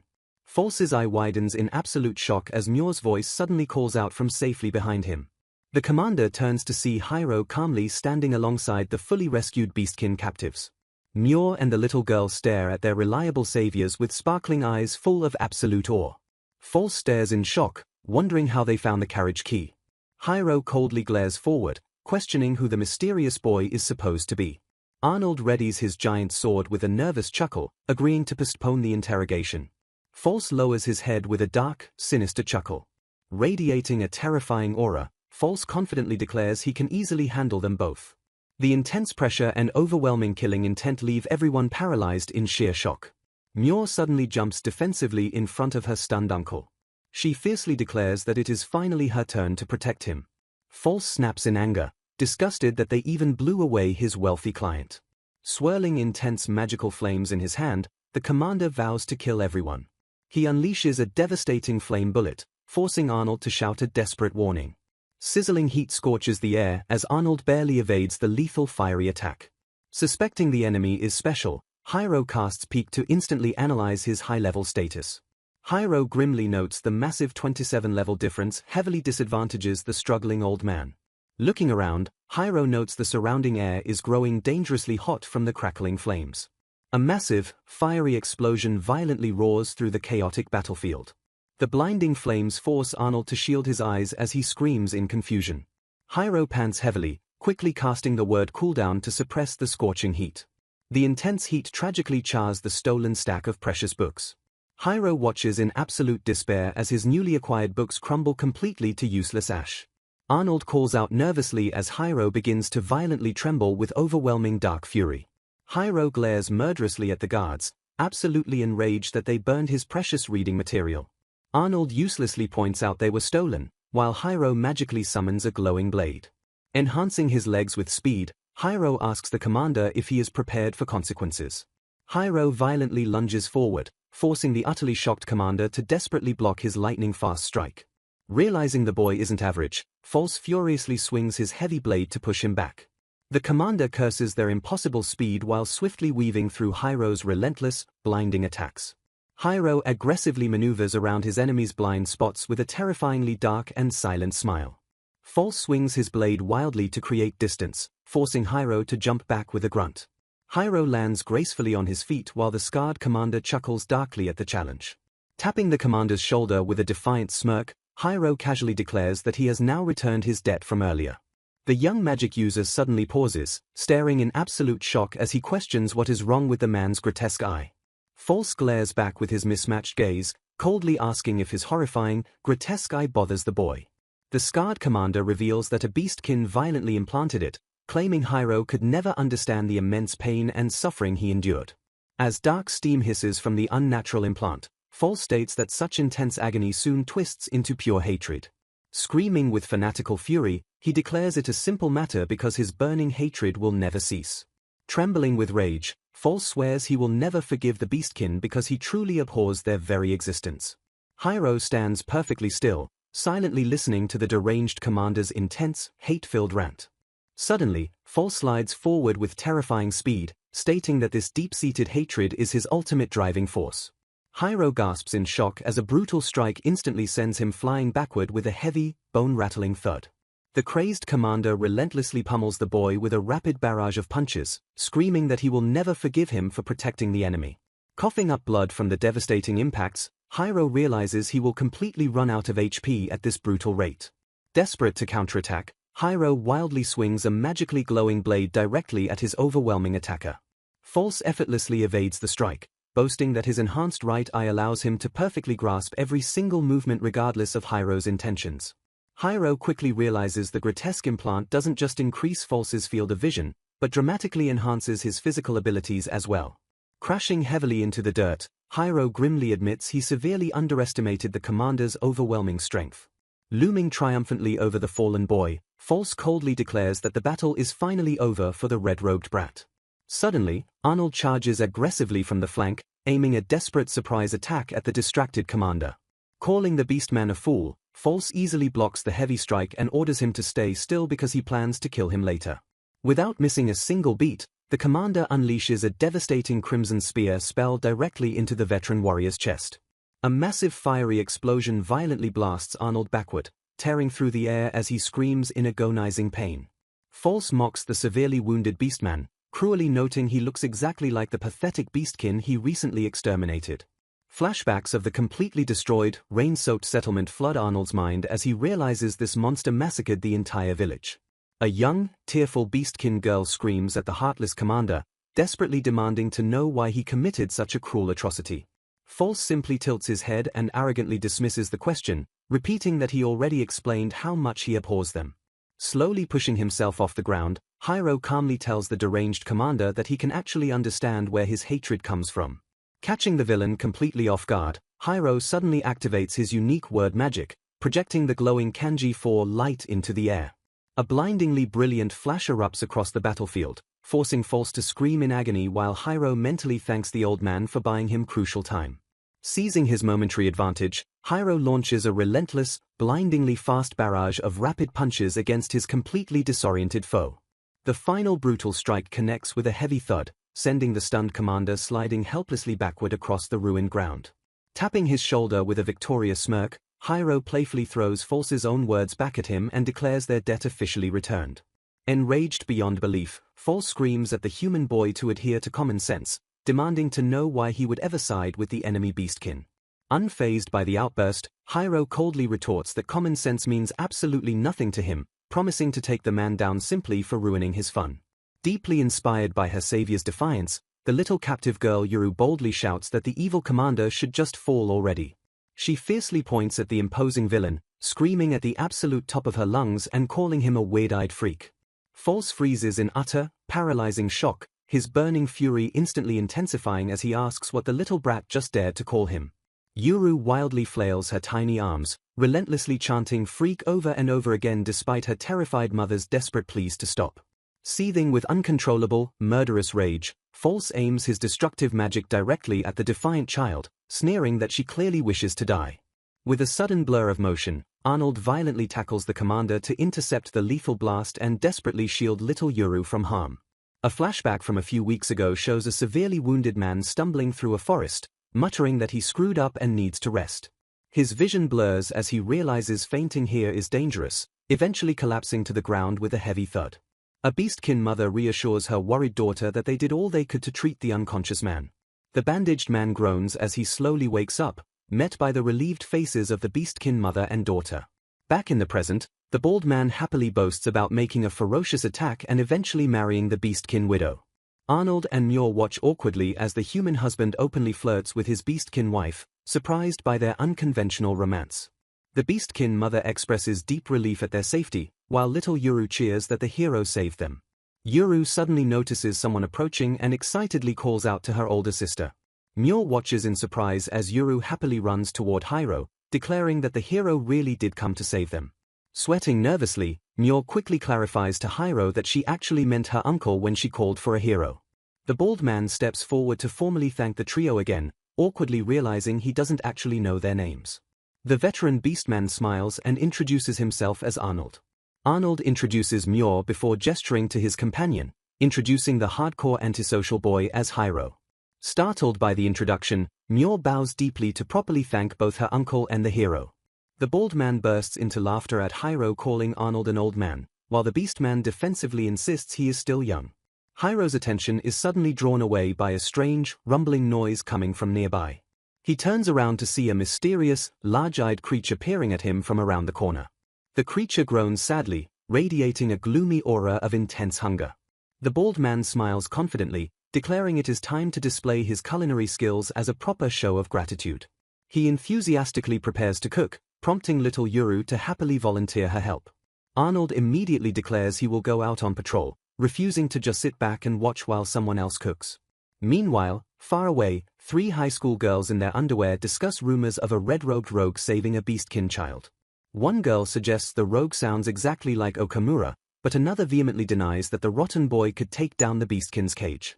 Chika furiously denies liking Okamura when teased by her friends, questioning if anyone could actually like him. Despite her angry denial, Chika looks down with a melancholic expression, silently wondering if Okamura is safe. Shuri nervously watches her friends bicker, sweating as she notes they are acting exactly like typical manga characters. Back with Hiro, his eyes widen in absolute awe behind his glasses. A massive, mouth-watering feast of salty-sweet toga rice and clover rat meat sits beautifully prepared on a makeshift table. The beastkin mother smiles warmly, encouraging Hiro to eat as much as he likes from the grand spread. Hiro eagerly digs into the delicious meal, loudly giving his thanks for the incredible food. A bald man named Rav smiles warmly and tells Arnold to look at the scene before them. Rav happily notes that Yuru looks like an absolute angel while eating, though Arnold chuckles and calls him soft while admitting his own companion is even more angelic. The 2 men bicker playfully over whose girl is cuter until the beastkin mother gently tells them to stop making such a massive fuss. Yielding to the mother, they both enthusiastically agree that Muir and Yuru are absolute angels because cute is ultimate justice. Little Yuru eagerly approaches Hiro, excitedly praising the stoic boy for being so incredibly strong. She cheerfully adds that he is really cool too, completely flustering the usually calm hero. Muir panics and stammers uncontrollably as Yuru boldly declares she wants to become Hiro's beautiful bride. Yuru confidently strikes a pose, boasting she will grow into a gorgeous woman just like her mother while Muir continues to completely freak out. Sweating nervously, Muir tries to awkwardly reason with the enthusiastic child regarding her sudden romantic declaration. As Yuru excitedly bounces around Hiro, Rav nervously asks Arnold how to keep the boy away from his new daughter while the beastman laughs it off. Arnold loudly complains that he is the one who has to worry about traveling with the boy, completely ignoring Rav's jealousy as Hiro mutters about his delicious compensation. The trio finally waves goodbye to Rav and his newly formed beastkin family as they set off on the quiet dirt path. Arnold calls out to Hiro on the trail, seriously asking if the boy is actually going to be fine traveling alongside them. Hiro glances back over his shoulder, calmly asking the older beastman what exactly he means by that question. Arnold gravely explains that the beastkin's cage will definitely pursue them now, making their upcoming border crossing extremely dangerous. Looking down guiltily, Arnold admits he feels terrible that Hiro got dragged into this massive mess because of their sheer weakness. Hiro simply scoffs at the heartfelt apology, flatly stating that none of that matters to him. He coldly explains that he fully anticipated being pursued and refuses to blame others for his own deliberate choices. Hiro tells Arnold to repay his debt through this shared journey, reminding the beastman that he was already heading to the border anyway. Arnold stares at the boy in stunned silence before letting out a soft, fond sigh of resignation. Turning his back, Hiro demands to know why they are dawdling and aggressively urges them to keep moving. Hiro internally justifies his choice to stay, reasoning that they must remain together until his own debt for Arnold's previous help is perfectly settled. A small, genuine smile graces Hiro's face as he admits to himself that this journey might not be so bad after all. Myor nervously calls out to Hiro from behind, fidgeting shyly as she quickly catches up to him. The young beastkin girl bows respectfully, sincerely apologizing for all the terrible trouble they caused him. Flustered and nervous, Myor accidentally bites her tongue while trying to properly thank him for saving them. Hiro looks down at the blushing girl before calmly pointing out that she forgot something important. He gently places her signature large winter hat back onto her head to safely cover her fluffy animal ears. Her face exploding in a bright red blush, Myor stammers out a flustered thanks while desperately clutching her hat.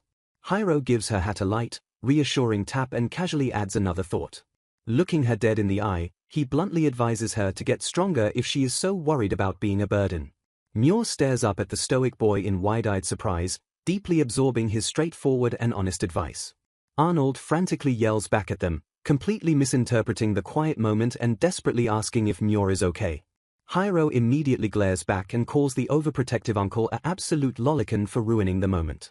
Furious at the sudden insult, Arnold instantly explodes with rage and furiously yells at the infuriating brat.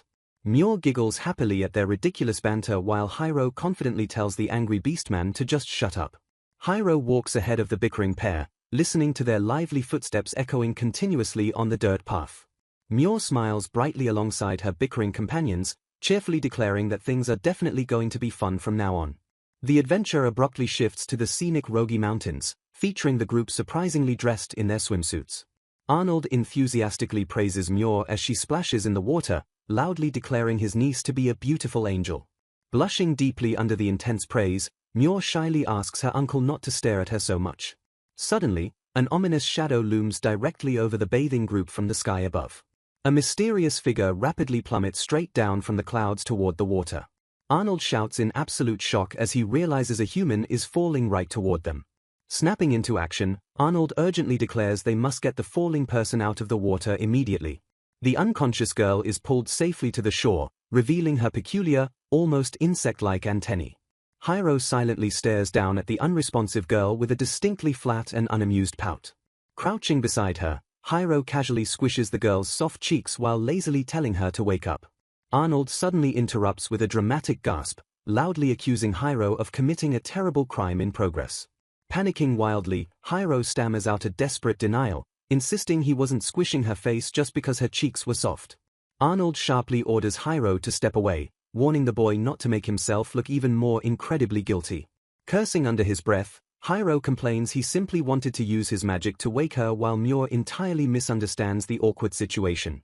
Myor stares at Hiro in sheer disbelief, utterly shocked and appalled by his apparent scandalous behavior. The mysterious girl suddenly awakens with a start, quickly apologizing for biting the hand that was squishing her face. With her antennae twitching, she coldly commands Hiro not to address her so familiarly by her real name. Introducing herself properly, the girl reveals her real name is Winker but states they can simply call her Wi. Wi suddenly collapses with a heavy thud, groaning that she fell from the sky simply because she was starving. Myor gently invites the starving girl to join them on their journey to the summit to catch a cow crab. Hearing the target is considered an exquisite delicacy, Wi instantly agrees to join their hunting party. Unfolding a mechanical spear called the Bone Maiden of Victory, Wi explains she isn't traveling alone but is searching for the weapon's creator. Arnold marvels at the incredible craftsmanship, prompting Wi to proudly reveal that her father actually made it. Pulling out a crude, floppy drawing, Wi shows the group a rough sketch of what her father supposedly looks like. Arnold stares at the sketch in absolute shock, realizing her father is a beastkin while admitting he has absolutely no clue who the man is. Confused by her distinctly human appearance, Myor asks if Wi and her beastkin father are actually related by blood. Wi calmly confirms they are blood relatives, explaining that she simply takes after her human mother. Arnold excitedly realizes that Wi is actually a half-breed, though the starving girl completely misinterprets the term as a type of delicious bread. Arnold quickly corrects the hungry girl, curiously asking if being a human beastkin hybrid means she doesn't inherit animal ears. Wi explains the complex genetics, noting that hybrid children taking after their beastkin parent gain animal features while others look entirely human. Looking down nervously, Wi hesitantly asks her new companions if they are scared of her true nature. She tragically reveals that people often brand her a terrifying monster and a taboo whenever she mentions her beastkin blood. Muir sadly asks why she is considered a taboo, prompting Wi to explain that hybrids entirely lose the ability to use magic or trick arts. Wi elaborates that society violently views individuals lacking their race's normal abilities as heretical existences and forbidden taboos. Smiling warmly, Arnold reassures the anxious girl that they aren't scared at all since he and Muir are also beastkin. Arnold casually dismisses the harsh taboo label, pointing out it simply means she just can't use magic. Beaming with genuine kindness, Muir firmly declares that Wi isn't a monster or a taboo at all. Stunned by their immediate and warm acceptance, Wi simply stares at the beastkin duo in absolute, awestruck silence. Arnold fondly notes that when Hiro first discovered they were beastkin, the antisocial boy was even more blunt and frank about it. Muir cheerfully recalls Hiro's philosophy, declaring that indulging in delicious food and good books is vastly more important than trivial racial differences. Hiro ignores Arnold's complaints, simply focusing on the fact that Wi finally smiled a genuine smile after everything. Arnold angrily yells at being called a lolicon, while Hiro completely ignores him, demanding they hurry up and find food. Wi innocently comments that Arnold seems to like little girls, leaving the veteran beastman utterly shocked and defensive. Muir panics and yells at Hiro for giving Wi the completely wrong idea about her overprotective uncle. Resting quietly on a rock near the water, a spotted cow crab sits completely unaware of the approaching group. Arnold excitedly points out the spotted crab, cheerfully calling it a great sign of incredible luck for their hunting trip. Hiro stares in absolute disbelief, questioning how finding just one crab in such a massive spring is considered lucky. Arnold explains that cow crabs are extremely timid creatures that use natural camouflage to stay hidden from any potential threats. Arnold enthusiastically suggests using Hiro's unique word magic to catch the elusive crab quickly and efficiently without any hassle. Before Hiro can even act, Wi abruptly leaps high into the air and dives into the water with a splash. The sudden, massive splash completely drenches a bewildered Arnold, leaving him sputtering in absolute shock at the sudden action. Hiro dryly declares this hunting task is Arnold's retainer fee for resolving the dangerous beastkin's cage incident earlier. Hiro loudly complains about being expected to hunt while Arnold lazily stands by doing absolutely nothing to help out. Arnold nervously tries to persuade Hiro, arguing that his unique word magic is simply much faster and far more reliable. Hiro ignores the weak excuse, suddenly noticing a strange, ominous rumbling noise emerging directly from the rippling water. A massive water eruption violently explodes from the spring, sending Wi flying backward through the air in total shock. A colossal cow crab emerges from the depths, which Arnold initially mistakes for the legendary leader of the crabs.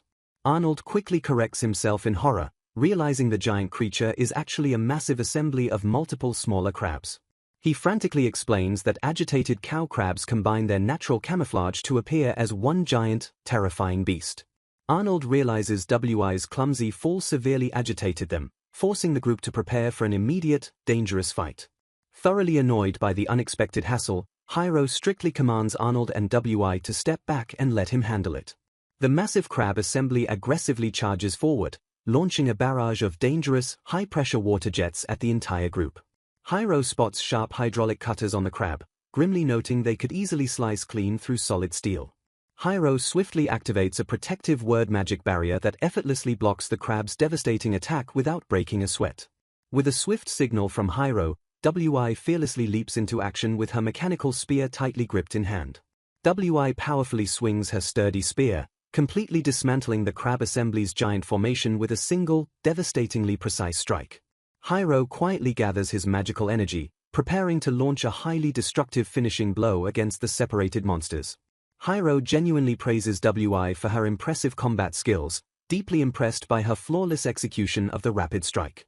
He smirks confidently, openly admitting he previously thought her complex mechanical spear was just for show rather than combat. The disconnected cow crabs crash down heavily, completely breaking their giant camouflage and scattering across the wet ground. Watching them fight so bravely, Muir remembers Hiro's blunt advice and firmly vows to get much stronger herself. Hiro casts oil, and urgently orders Arnold and Wi to clear the blast zone before he unleashes absolute hell. Unleashing parallel writing release, Hiro ignites the magical oil with a massive, earth-shattering explosion that shakes the ground. The blazing, destructive fire instantly engulfs the scattered crabs, easily defeating the entire assembly at once in a blinding flash. Arnold carefully explains to a stunned WI that Hiro uses a highly unique and incredibly powerful character drawing magic. WI watches the burning battlefield in absolute awe, openly declaring that Hiro's combat abilities are truly amazing to witness. WI approaches Hiro, correctly guessing he used flammable oil simply because she could easily smell it in the air. Arnold freezes in utter shock, suddenly realizing he completely failed to smell the strong oil himself despite his senses. Confused by her vastly superior senses, Arnold curiously asks WI about her mysterious beastkin father's exact race and lineage. Arnold deeply ponders the strange mystery, fully knowing that absolutely no race should be able to outsmell a dogkin. Walking along the trail, Arnold and Muir chat lively while WI casually complains about being hungry. Muir glances over in concern as WI suddenly stops and stares intently into the nearby brush. Brushing against her companion, Muir gently asks WI what is wrong. WI ignores the question and stares deeper into the foliage, sensing a presence lurking nearby. A heavily wounded monster suddenly emerges from the bushes with a low, menacing growl. Staring at the bleeding creature, Muir points out the awful wound and identifies the beast as a sky wolf. Arnold confirms it is a fairly strong rank B monster, watching warily as the creature pants in exhaustion. WI steps bravely toward the injured beast, insisting that they can help him recover. Suddenly stepping forward, Hiro commands the antenna girl to move aside and let him through. Muir watches in sheer surprise, wondering out loud if the selfish Hiro is actually going to help the creature. Arnold severely doubts the boy's intentions, swearing Hiro would never help anyone without demanding heavy compensation. Hiro swiftly uses his magic to completely heal the wolf, allowing the grateful beast to affectionately lick his face. Flailing his arms in absolute panic, Arnold demands the imposter reveal his true identity since the real Hiro never works for free. Hiro smirks arrogantly at the panicking beastman, rhetorically asking why he chose to heal the creature. Adjusting his glasses dramatically, Hiro claims the simple-minded duo would never understand his profound reasoning.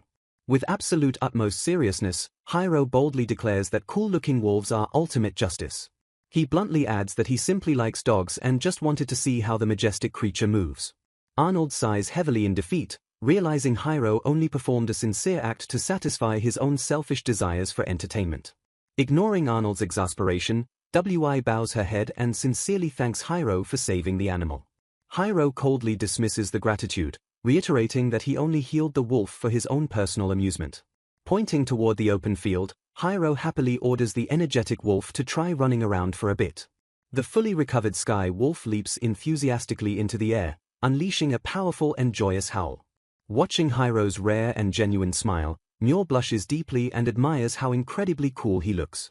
Arnold notices Muir's bright red face radiating heat and nervously asks if his niece is catching a sudden fever. WI suddenly interrupts the banter, translating the wolf's whimpers to explain that the creature urgently has somewhere to go. Muir gasps in absolute amazement, stunned that WI can perfectly understand the monster's complex language. Arnold stares blankly at the hybrid girl, seriously questioning just how inexplicably weird she truly is. WI translates the wolf's tragic backstory, revealing he escaped from a sinister eastern facility known as Buscador. She somberly explains that many of his wolf friends were injected with strange drugs, remodeled, and brutally killed there. The sky wolf whimpers heartbreakingly as WI notes that only his immediate family members are still alive in the lab. Muir covers her mouth in horror, realizing the desperate wolf sustained his terrible wounds while escaping the cruel facility. Translating the beast's fierce resolve, WI declares that the wolf intends to go back and rescue his captive family. Stepping away from the group, WI suddenly announces that this is where they must officially say their goodbyes. Arnold stammers in complete shock, demanding to know why she is suddenly leaving the safety of their group. WI firmly states her intention to help the monster's family, bluntly rejecting Arnold's argument that she has absolutely no obligation to do so. She insists that a family belongs together, prompting Arnold to realize her empathy stems from her own desperate search for her father. Raising her hand to stop them, WI declares this burden is hers alone and orders the group not to follow her into danger.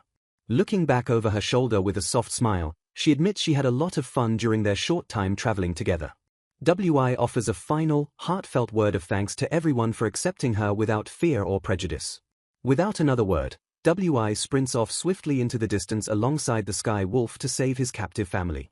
A promo cover announces new releases while Muir yells at her uncle to pay attention as WI casually complains about her hunger. Clutching her chest nervously, Muir looks down and softly admits she knows she shouldn't be saying this. Despite her physical weakness, Muir fiercely declares she desperately wants to help WI and the wounded wolf. Turning to her uncle and Hiro with resolve, the young girl firmly states she simply cannot ignore their plight. Stepping forward to address Hiro, Arnold seriously asks if the boy is fully aware they are being followed. Arnold acknowledges the threat, knowing Hiro would never do a massive favor without demanding something in return. The veteran Beastman declares his intention to head for Buscador, assuring Hiro he won't force him to tag along. Flashing a warm smile, Arnold admits he had fun on their journey and deeply respects the young man's strength. However, the protective uncle adds he would feel terrible dragging Hiro into any more of their dangerous whims. Nodding with his niece, Arnold respectfully assures the stoic boy they will fully accept whatever decision he makes. Raising a finger, Hiro suddenly interrupts the farewell, mentioning their speech reminded him of something important. Pointing directly at the bewildered Beastman, Hiro flatly states that he actually still owes Arnold a favor. Hiro reminds the confused uncle about how he helped during their brutal fight against the Beastkins' cage commander. Turning to walk down the trail, Hiro confidently declares he will repay that debt right now so he owes nothing. Glancing back, Hiro strictly warns Arnold to prepare highly satisfactory compensation the next time he asks for a favor. Hiro internally justifies his choice, deducing a research facility named Buscador must contain valuable materials and rare books. Arnold smirks at the blatant dishonesty, while Muir blushes and happily calls Hiro cute for hiding his heroic intentions. Deep within a lush forest, WI races swiftly through the dense trees riding atop the massive, fully healed Sky Wolf. The powerful beast effortlessly clears massive gaps, carrying the determined hybrid girl at incredible speeds toward their destination. With a powerful leap, the majestic wolf lands gracefully on a high rocky cliff overlooking the sprawling valley. Stroking the creature's thick fur, WI decides to officially name her new winged companion Winger.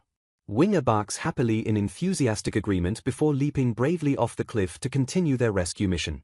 Deep inside a sinister laboratory, a nervous assistant urgently attempts to wake up Chief Nagnala from his slumber. A creepy, smiling girl named Peving abruptly grabs the sleeping chief's face and aggressively lifts his heavy head. The chief violently jolts awake as Peving cheerfully wishes him a good morning while munching on sweets. Nagnala angrily threatens to turn the terrifying girl into sweets, but Peving ignores him to deliver an urgent report.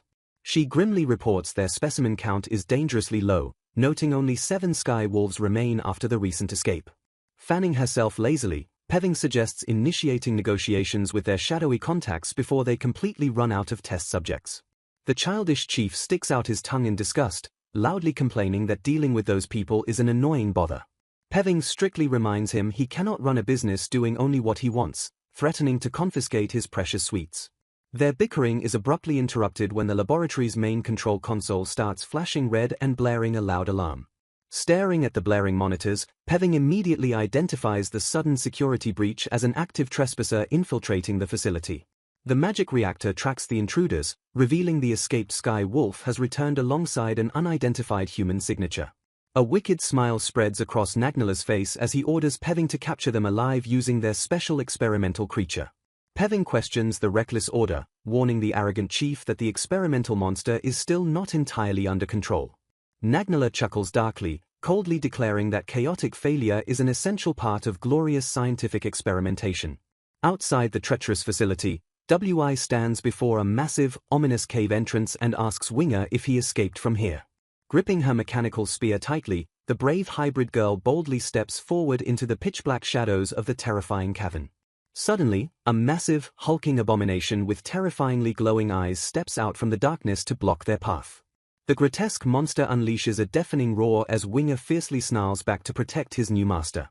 Bursting with magical energy, WI firmly declares her absolute intent to destroy this place. A sudden exclamation of surprise interrupts her, drawing her immediate attention to a new threat. A mysterious voice remarks on what a queer guest she is, openly surprised that the trespasser is just a young girl. The figure steps forward with a heavy clunk, shifting his menacing attention to the Sky Wolf standing nearby. The stranger mocks the beast as a great fool for returning to the laboratory merely to be tested on again. Enraged by the cruel taunts, the Sky Wolf unleashes a ferocious, deafening roar. Sparking energy suddenly crackles around the beast, causing it to yelp in unexpected shock. WI cries out in sudden alarm, desperately screaming Winger's name as her companion suffers. Buzzing with electricity, the stranger smugly reveals he has rigged the area so no one can safely approach him.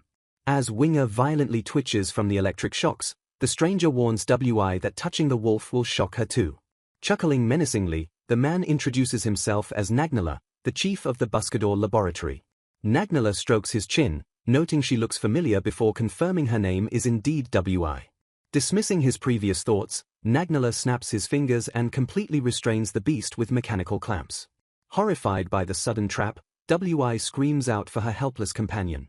Nagnala laughs cruelly, threatening to kill Winger if she tries anything while WI desperately demands him back. Knowing she will not let Winger die, Nagnala forces her to accept his twisted conditions in exchange for the wolf's safety.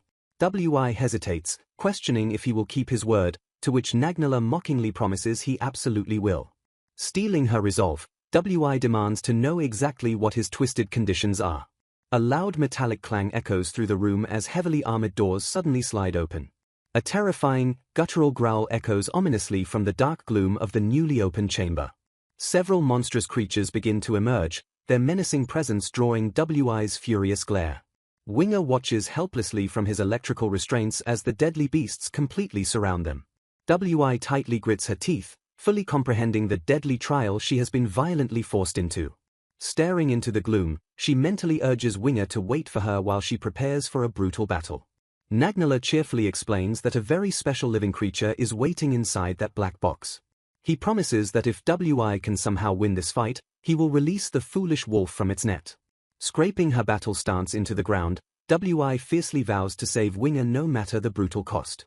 A vicious, horrifying demon beast officially enters the fray with a terrifying, ear-piercing shriek. Nagnala gleefully introduces the monstrosity as a black chimera, commanding the massive beast to go mad to its heart's content. The peaceful atmosphere violently shatters as a terrifying demonic beast unleashes a deafening, blood-curdling howl. The colossal creature ramps up its aggression, preparing to launch a devastating assault on the battlefield. A blinding flash of movement cuts through the air as a powerful slash tears across the monster's flesh. Staggering back from the impact, the beast lets out a low groan while a breathless apology echoes in the tense air. Channeling immense magical energy, a devastating fifth-stage flame spell gathers and erupts into a massive explosion. The roaring flames quickly subside into hissing steam as a figure lands softly back onto the scorched earth. Observing the aftermath, the onlookers realize in sheer disbelief that the young girl has miraculously defeated the supposedly unbeatable S-rank Black Chimera. The victory is abruptly cut short as grotesque cracking sounds fill the air, prompting the smug director to reveal that the horrific beast can simply regenerate its wounds. Snapping his fingers to activate a hidden contingency, the director completely ignores his subordinates' desperate warning that they are rapidly losing control of the beast. Taunting his horrified audience, the sadistic director commands them to pay close attention to the unfolding nightmare. A collective gasp of sheer terror escapes the group as they witness the monster's horrifying transformation. Someone frantically cries out about a broken promise just before a sudden, brutal impact cuts their words short. A chilling sound reverberates through the chamber as the dark creature's flesh begins to unnervingly thaw and mutate. Pulsing with renewed, grotesque life, the beast launches a lethal strike that the girl barely dodges, much to the director's dark amusement. Attempting to regain her footing, the girl violently wobbles and struggles to stand as a sudden weakness overtakes her. Panic sets in as her limbs completely freeze, leaving her helplessly wondering why her own body refuses to obey her commands. The director gleefully explains that she has been paralyzed by a lethal poison that would normally kill even an S-rank monster in seconds. Gritting her teeth against the debilitating venom, she listens helplessly as her tormentor cheerfully declares that her end is rapidly approaching. A sudden chorus of frantic, aggressive barking cuts through the despair as the trapped wolves attempt to intervene. Annoyed by the desperate howling of the furious animals, the director complains about the noise while the girl weakly calls out to them. Losing his patience, the deranged director orders the newly rejuvenated Black Chimera to slaughter the pesky animals. The girl screams out in absolute horror as the towering monster lets out a guttural growl and turns its attention toward her helpless friends. A sickening, wet thud echoes through the room as the beast mercilessly strikes down its first victim. Casting a menacing glance back at the girl, the Chimera receives fresh orders from the laughing director to finish off the groveling target. The colossal abomination slowly looms over its paralyzed prey, casting a terrifying shadow of impending doom. Chains rattle ominously in the tense silence as the girl desperately tries to force her poisoned muscles to move. Summoning the absolute last vestiges of her strength, she prepares to make one final, desperate stand against the monstrous beast. A sudden, blinding flash of movement shocks the onlookers as an unexpected attack viciously slices through the air. Blood violently spurts from a fresh wound as the director marvels at the girl's terrifying ability to keep moving despite the lethal venom. Panting heavily from the extreme exertion, the girl finally collapses to the ground with a heavy, defeated thud. As static crackles in the fading light, she weakly whispers a heartbreaking apology to Winger for her ultimate failure. Tears welling in her eyes, she tearfully laments her complete inability to protect the friends who relied on her. Using her final breath, she desperately begs Winger to abandon her and run away to save his own life. The director sadistically points out to his subordinate that the girl has completely burned through her remaining energy and is now utterly defenseless. He cruelly compares her final burst of strength to a dying candle flaring up before burning out completely. The smug gloating is suddenly interrupted as the terrified subordinate officially confirms that the Black Chimera has completely broken free of their control. An unsettling twitch ripples through the massive beast's body, signaling the absolute collapse of the laboratory's restraints. A primal, deafening growl vibrates through the facility as the monstrosity fully descends into unchecked, violent madness. Heavy, earth-shattering footsteps echo ominously as the rampaging chimera begins its unstoppable march of destruction. The narrative opens on a tense, silent scene as a deadly confrontation reaches its breaking point. A sudden, brutal stabbing motion violently pierces the air. Someone gasps out in agonizing pain as the devastating blow connects with its target. Horrified by the sudden bloodshed, WI violently screams out Winger's name in sheer panic. The panicked lab workers realize the monster's previous attack completely shattered the iron net holding the beast. Bleeding heavily and staggering on his feet, Winger asks why WI did not run away when she had the chance. Expressing his deep gratitude for her rescue attempt, the dying wolf announces he will now join his fallen friends. Winger urges a devastated WI to live on as his strength finally leaves him. A suffocating, heavy silence blankets the gruesome battlefield. Heavy tears splash onto the cold floor as WI repeatedly sobs her heartfelt apologies to her fallen companion. Completely unmoved by the heartbreaking tragedy, the cruel director casually picks his nose and mocks their sad farewell. He callously declares that tragic meetings and farewells are simply an inevitability in this brutal world. A panicked subordinate desperately begs the director to pay attention, noting that the small spearwoman has learned a satisfying lesson. The atmosphere grows incredibly heavy as a dark, unseen power begins to steadily build. Ominous energy completely engulfs the silent chamber as the situation rapidly deteriorates. The narrative flashes back to a moment earlier, signaled by a distant, haunting howl echoing through the night. Recognizing Winger's distressed voice, Arnold spots a hole created by the antenna girl and realizes they can infiltrate the facility. Steeling his resolve for the coming battle, Arnold firmly orders Muir to stay hidden in the shadows. Muir nervously interrupts, pleading to know if it is entirely impossible for her to tag along with her uncle. Arnold immediately rejects her request, explaining that the unknown dangers lurking inside are far too great. To Arnold's absolute shock, Hyro casually interrupts and states that it would be completely fine if Muir wants to tag along. Arnold furiously questions Hyro's sanity, pointing out that even he should sense how dangerously ominous this facility feels. Unfazed, Hyro reminds the old man that they only came here because of Muir and suggests they see her wishes through to the end. Hyro sharply criticizes Arnold, asking if he plans to blindly pamper the girl and only expose her to life's good sides. Stating his belief that a large variety of experiences is better, Hyro casually dismisses the issue as something that does not truly matter to him. Hyro advises Arnold to let Muir choose her own path, noting that she can always turn back if she realizes her choice was wrong. Arnold questions what happens if it is a path of no return, to which Hyro bluntly states that giving up would be the only remaining option. Hyro declares with absolute certainty that he would fiercely regret having his path dictated by someone else. He confidently concludes that making his own choices ensures he will never be completely disappointed in the outcome. Arnold silently absorbs the profound advice, finally understanding the harsh but valuable way Hyro expects Muir to be raised. Relenting, Arnold sternly orders Muir to stick close and never separate from them, a command she happily accepts. The determined trio sets off toward the imposing walls of the ominous laboratory. Spotting a tactical opening, Arnold points toward a high window and suggests they can easily break in from there. A sudden magical barrier violently flares up, prompting Arnold to admit he expected this level of security from such a facility. Acknowledging the powerful obstacle, Arnold mutters that he would strongly prefer to avoid detection while breaking in. Without a second thought, Hiro uses his word magic to instantly carve a clean hole through the barrier and calmly signals the group to move. Stunned by the casual display of reality-bending magic, Muir and Arnold decide it is entirely pointless to ask how he achieved it. The group silently drops into the dark, sterile corridors of the sprawling laboratory. Scanning the eerie environment, the trio quickly realizes the horrific nature of the facility they have just infiltrated. Arnold grimly notes that this is an experimental facility, wondering aloud what twisted investigations the scientists were conducting on living creatures. Hiro suddenly reaches out from the shadows, violently grabbing a passing researcher and muffling his shocked gasp. The terrified man is aggressively yanked into the darkness with a muffled, panicked yelp. Drawing his blade to the captive's throat, Arnold viciously orders him to shut up and ignore his panicked questions. Arnold threatens the nodding researcher, demanding he answer their questions without trying anything unnecessary. Sweating in sheer terror, the researcher stares at Hiro and mentally notes that the imposing teenager looks exactly like a ruthless assassin. The captive reveals that a golden-haired girl and a blue wolf came through here, muttering ominously about the full moon. Realizing the immediate danger, Arnold shouts that they must hurry and stop WI, though Hiro calmly demands to ask one last question. A deafening explosion violently shatters the laboratory doors as the trio bursts into the main chamber. Arnold aggressively orders everyone to move aside as the bewildered lab workers stare in absolute shock at the sudden intruders.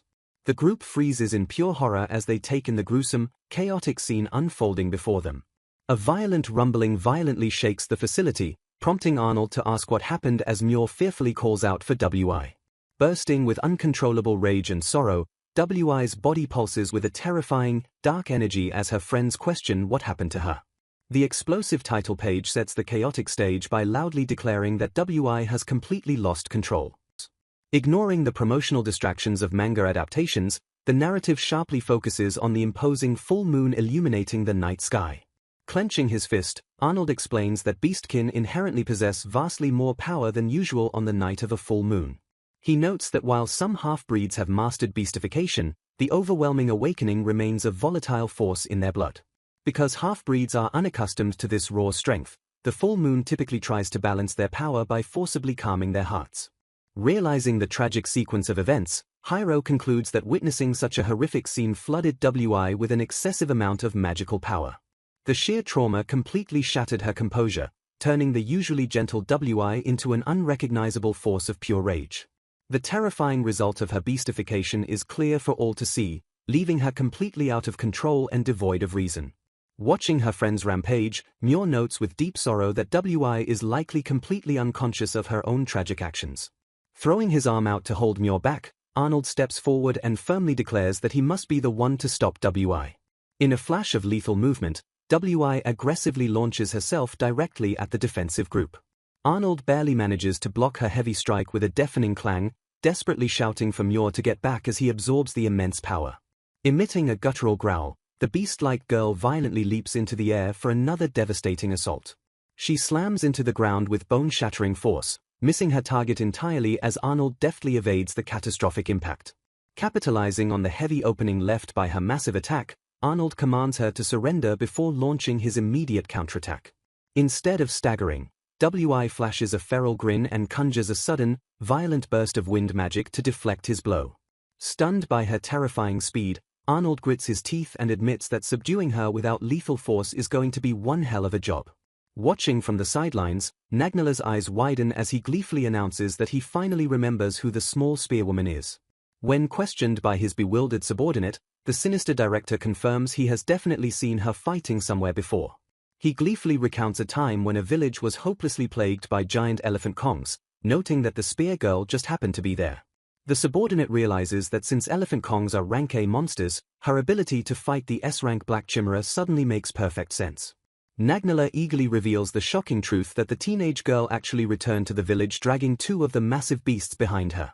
The subordinate reels in absolute shock at the unbelievable revelation that a young girl took down two rank A monsters entirely by herself. Even more horrifyingly, Nagnala explains she devoured both beasts entirely on her own that same day, fueling his twisted desire to dissect her scrawny body. Sweat dropping from his brow, the subordinate nervously questions if her legendary appetite is the sole reason she became so famous. Chuckling darkly, the director completely confirms it, officially recalling her full name as Winka Geo. A detailed system window flashes into view, displaying WI's horrifyingly high combat statistics alongside her terrifying 30% beastification boost. Overwhelmed by the sheer magnitude of her stats, Arnold realizes with dread that he absolutely cannot afford to take a single direct hit. Breaking the intense tension, Hiro casually calls out to ask if the battered old man is still alive. Arnold confirms he is surviving thanks to his own beastification strength, though he readily admits this brutal fight is incredibly tough. Stepping into the fray, Hiro commands Arnold to coordinate their movements so they can strike the rampaging WI at the exact same time. Warning his partner not to get them both killed, Hiro firmly orders Arnold to dodge her incoming attacks as if his life truly depended on it.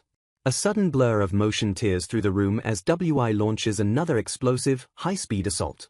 Straining under the immense pressure, Arnold blocks the strike while Hiro commands him to keep drawing the feral girl closer. Arnold gasps in sudden panic as crackling energy suddenly immobilizes his sword, leaving him completely wide open. Relying on her terrifying, beast-like intuition, WI expertly dodges a point-blank counterattack with blinding speed. Leaving Arnold to face the monster alone, Hiro unapologetically tells the old man to just wait there and endure the beating for a bit longer. Ignoring Arnold's furious protests, Hiro calmly assures him that he can easily change the situation back to normal once he prepares his spell. Chastising himself for taking so long to realize the obvious solution, Hiro confirms his plan is to forcibly change her back to her original state. Hiro confidently informs Arnold that there is indeed a way to revert WI's beastification, though there is one major problem preventing it. Because WI is moving at such an impossible speed, Hiro admits he completely lacks the ability to actually hit her with his magical characters. Pointing directly at the battered warrior, Hiro declares that Arnold's sole job is to completely immobilize WI, even if just for a fleeting second. Holding up his glowing magical text, Hiro promises that if he can land a direct hit with this specific character, the terrifying battle will be over. Arnold glares at the teenager in disbelief, pointing out that stopping a monster with such abnormal powers is a completely unreasonable demand. Scoffing at the sheer absurdity of the plan, Arnold mentally admits that achieving such a feat defies all common sense and feels practically impossible. Unfazed by the impossible odds, Hiro fiercely vows to use his unique magic to completely distort the very concept of common sense.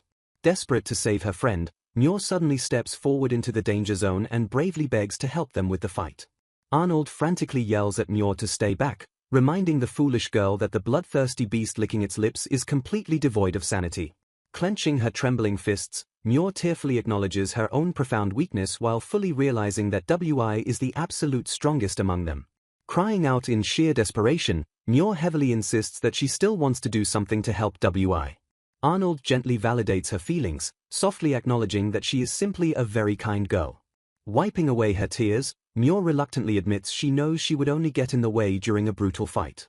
A guttural growl escapes the beast-like WI, while Myor tearfully points out that her feral friend is actually crying. Pressing a hand to her chest, Myor explains she can clearly feel WI's overwhelming pain, sadness, and guilt radiating towards her. Arnold watches his niece in absolute awe, fully realizing she is miraculously able to hear WI's true feelings. Scratching his head with a warm smile, Arnold proudly reflects on how much the once timid Myor has incredibly grown. Smiling warmly, he confidently tells Myor that he will absolutely no longer try to hold her back. Acknowledging her sheer lack of combat skills, Arnold sternly reminds her that they are still caught in the middle of a deadly battle. He encourages her by proudly stating that her unique ability to sense WI's feelings is exactly the advantage they desperately need. The touching moment violently shatters as WI suddenly launches herself directly toward them with terrifying speed. Meanwhile, Nagnala strokes his chin and confidently misremembers the legendary spearwoman's name as Whiskey Gin. His subordinate bluntly calls out the director's suspicious lack of interest, noting he either completely forgot or utterly botched the name. Steady footsteps echo through the corridor as a mysterious newcomer calmly asks Director Nagnala exactly what happened to the facility. Recognizing the chilling voice, Nagnala nervously asks if the newcomer is the official liaison sent directly from the organization. Stepping fully into the light, the liaison dryly comments that getting embedded into a wall is a very weird hobby. Struggling helplessly in the rubble, Nagnala furiously orders the man to pull them out instead of making snide remarks. Dusting off his pristine clothes, the liaison meticulously notes the presence of a boy in a red robe and a yellow-haired spearwoman. He calmly observes that director Nagnala has somehow managed to invite some incredibly troublesome guests into their laboratory. Completely confused by the liaison's ominous tone, Nagnala nervously stammers and frantically asks what he is talking about. The liaison formally identifies the spearwoman as Winker of Moonlight, officially designating her as their organization's greatest enemy and primary target. Excusing himself to properly attend to urgent business, the liaison casually remarks that this disastrous encounter might actually be good fortune. Watching the man walk away, Nagnala mutters his total incomprehension regarding anyone willingly working for such a dark organization. The subordinate quickly corrects the director's butchered idiom, explicitly clarifying it is the beast's cage instead of the breast's rage. Back on the chaotic battlefield, Arnold unleashes a devastating, explosive strike directly against the rampaging WI. A violent gust of wind violently erupts from the heavy impact, sending massive shockwaves completely across the shattered chamber. Arnold highly praises Hiro's incredibly diverse magic as a glowing speed character beautifully allows him to successfully catch the feral girl. His brief triumph is instantly shattered as WI completely ignores his iron grip and violently breaks free. Unleashing a deafening, monstrous roar, WI mercilessly tramples the completely stunned warrior securely beneath her feet. Desperate to stop the rapidly escalating violence, Muir frantically pleads with WI to fully realize they are absolutely not her enemies. A tiny flicker of recognition seems to pierce the madness as WI weakly stammers the names of Arnold and Muir. Her crazed eyes widen slightly as she visibly struggles to deeply process Hiro's presence amidst her chaotic haze. The brief, hopeful moment of clarity completely shatters as the agonizing memory of Winger's brutal death forcefully resurfaces. Screaming in absolute, heart-wrenching agony, WI violently unleashes another devastating attack as Hiro rapidly yells for Arnold to dodge.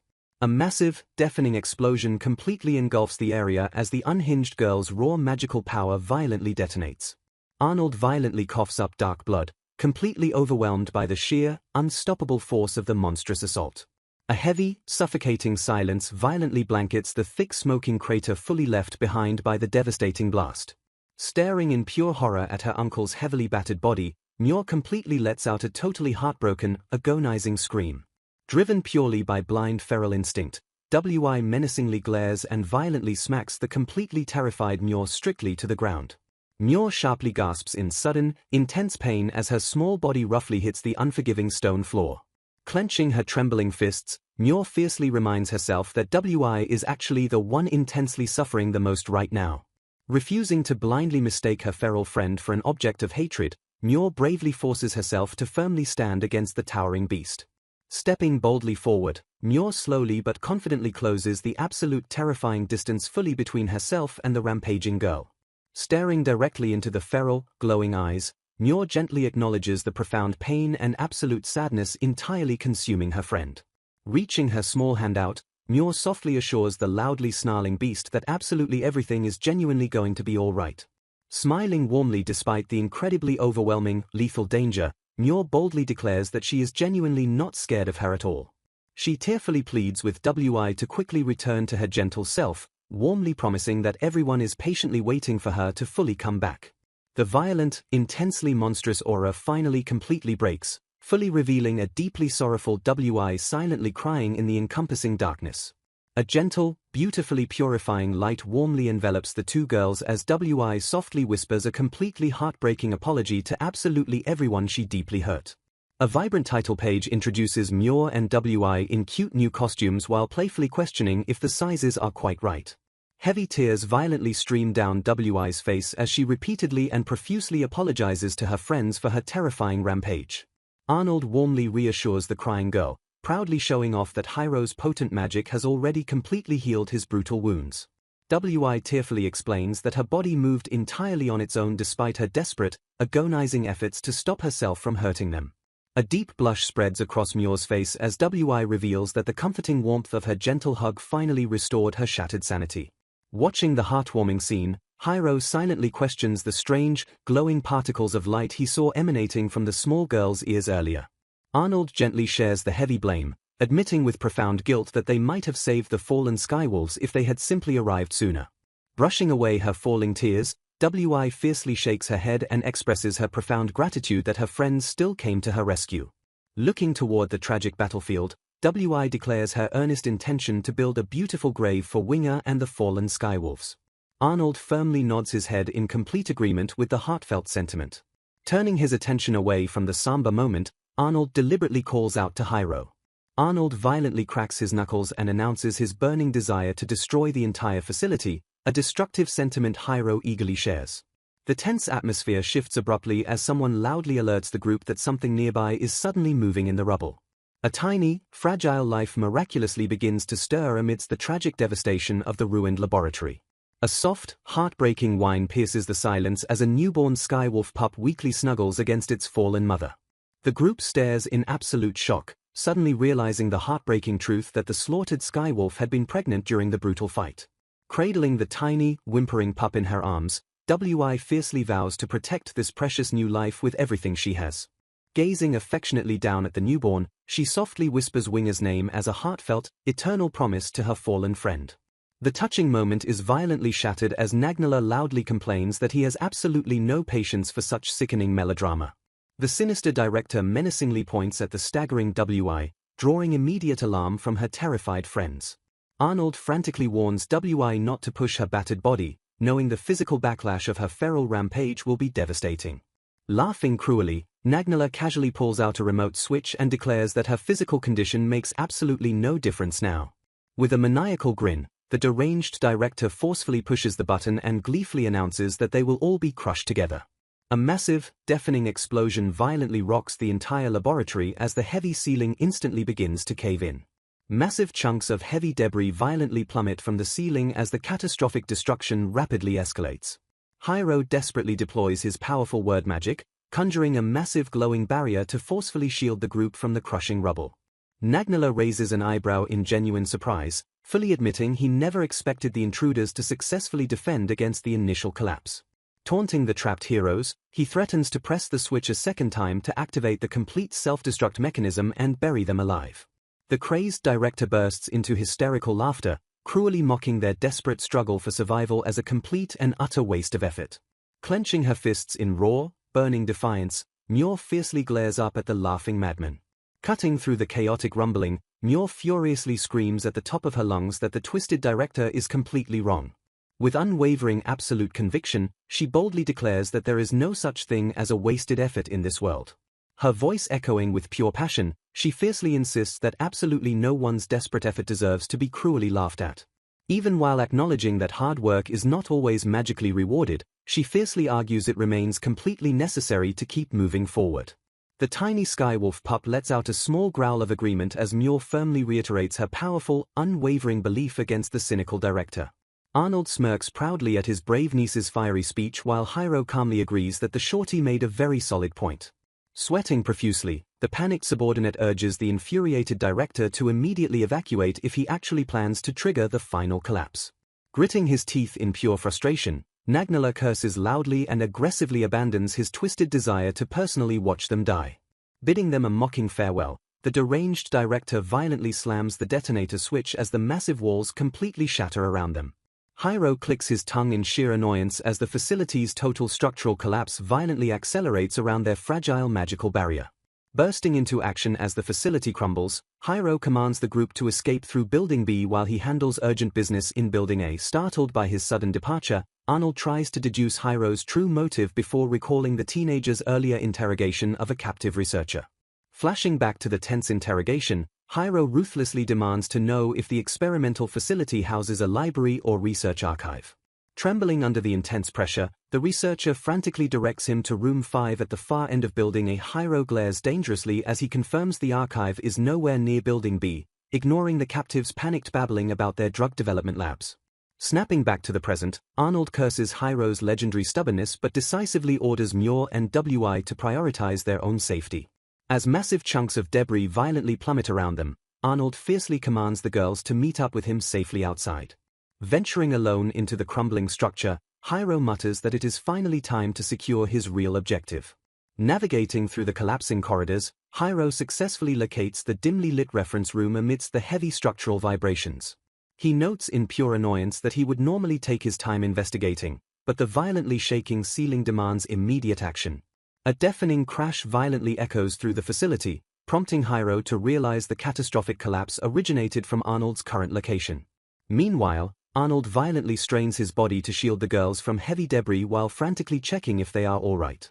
Muir and Wi confirm their safety through the thick dust, prompting Arnold to grimly note that they barely survived the terrifying cave-in. The momentary relief violently shatters as Muir notices Wi shivering heavily while desperately gasping for air.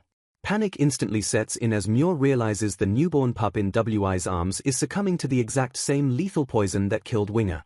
Cradling the rapidly weakening creature, Wi tearfully asks the whining pup if it is in agonizing pain. Thinking quickly, Arnold remembers the captive researcher explicitly stating that Building B was primarily used for developing new experimental drugs. Clinging to desperate hope, Wi fiercely vows to find an antidote while Muir eagerly volunteers to help search the chaotic laboratories. Arnold wonders aloud how Hiro is faring just as terrifying. Heavy tremors begin to violently shake the immediate area. Back in the archive, Hiro swiftly leaps backward to dodge falling debris as the room's structural integrity completely fails. Concluding that he has overstayed his welcome, Hiro immediately decides to abandon the search as the ceiling completely caves in. Landing safely in a relatively secure hallway, Hiro wipes sweat from his brow and calmly acknowledges the dangerously close call. Weighing his escape options, Hiro realizes that using his tunnel magic would be suicidal if the surrounding rubble violently crushed his spell.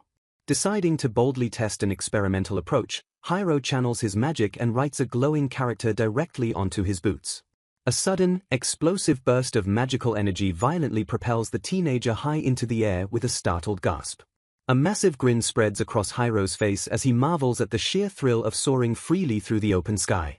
Instantly regaining his composure, Hiro firmly reminds himself that this is absolutely not the time to be blindly enjoying the flight. Hovering high above the devastation, he rapidly scans the crumbling remains of Building B to pinpoint a safe landing zone. His keen eyes suddenly lock onto a suspicious group of heavily armed figures gathering ominously near the ruined beast cage. Recognizing the escalating threat, Hiro realizes he must reunite with Arnold's vulnerable group immediately before the enemies intercept them. Deep inside the collapsing medical wing, Arnold furiously curses as he violently ransacks the chaotic, debris-filled pharmacy shelves. Throwing useless vials to the floor in pure rage, Arnold screams that he has absolutely no idea how to identify the correct antidote. Overwhelmed by the ticking clock, a tearful Muir frantically asks her uncle what they should do as the surrounding walls violently groan. Dropping effortlessly from the ruined ceiling, Hiro bluntly demands to know why they are still foolishly lingering in the collapsing death trap. Glaring at their tear-streaked faces, Hiro calls their melodramatic despair completely sickening as they stare at him in pure shock. Refusing to waste another second, Hiro activates his word magic and precisely casts a powerful cleansing spell directly over the dying pup. The radiant magical energy violently purges the lethal toxin from the newborn system, prompting it to let out a highly energetic bark. Overwhelmed by absolute joy, Wi tightly embraces the miraculously cured pup while crying heavy tears of pure relief. Arnold earnestly attempts to thank him, but Hiro ruthlessly cuts him off and commands them to save the sentiment for later. Hiro issues a chilling warning that they will all be buried alive if they do not immediately run, grimly adding that an entirely new threat has arrived. The group realizes with shock that the heavily armed beast's cage forces have completely laid siege to the area. Arnold grimly notes that normal escape routes are swarming with enemies, leaving a panicked Muir wondering what they should do. The tense atmosphere violently breaks as the tiny skywolf pup suddenly trots forward and barks energetically at the group. Translating the energetic barks, Muir reveals that the little pup is eagerly telling them to follow his lead. The pup energetically barks and jumps toward an open door, prompting the group to immediately question what lies inside the room. Scanning the new area as the pup vigorously sniffs the ground, Arnold deduces they have entered a residential room. Muir excitedly points toward the furniture, explaining that the pup clearly senses something hidden directly beneath the bed. Grunting with extreme effort, Arnold violently drags the heavy bed aside to reveal what lies beneath.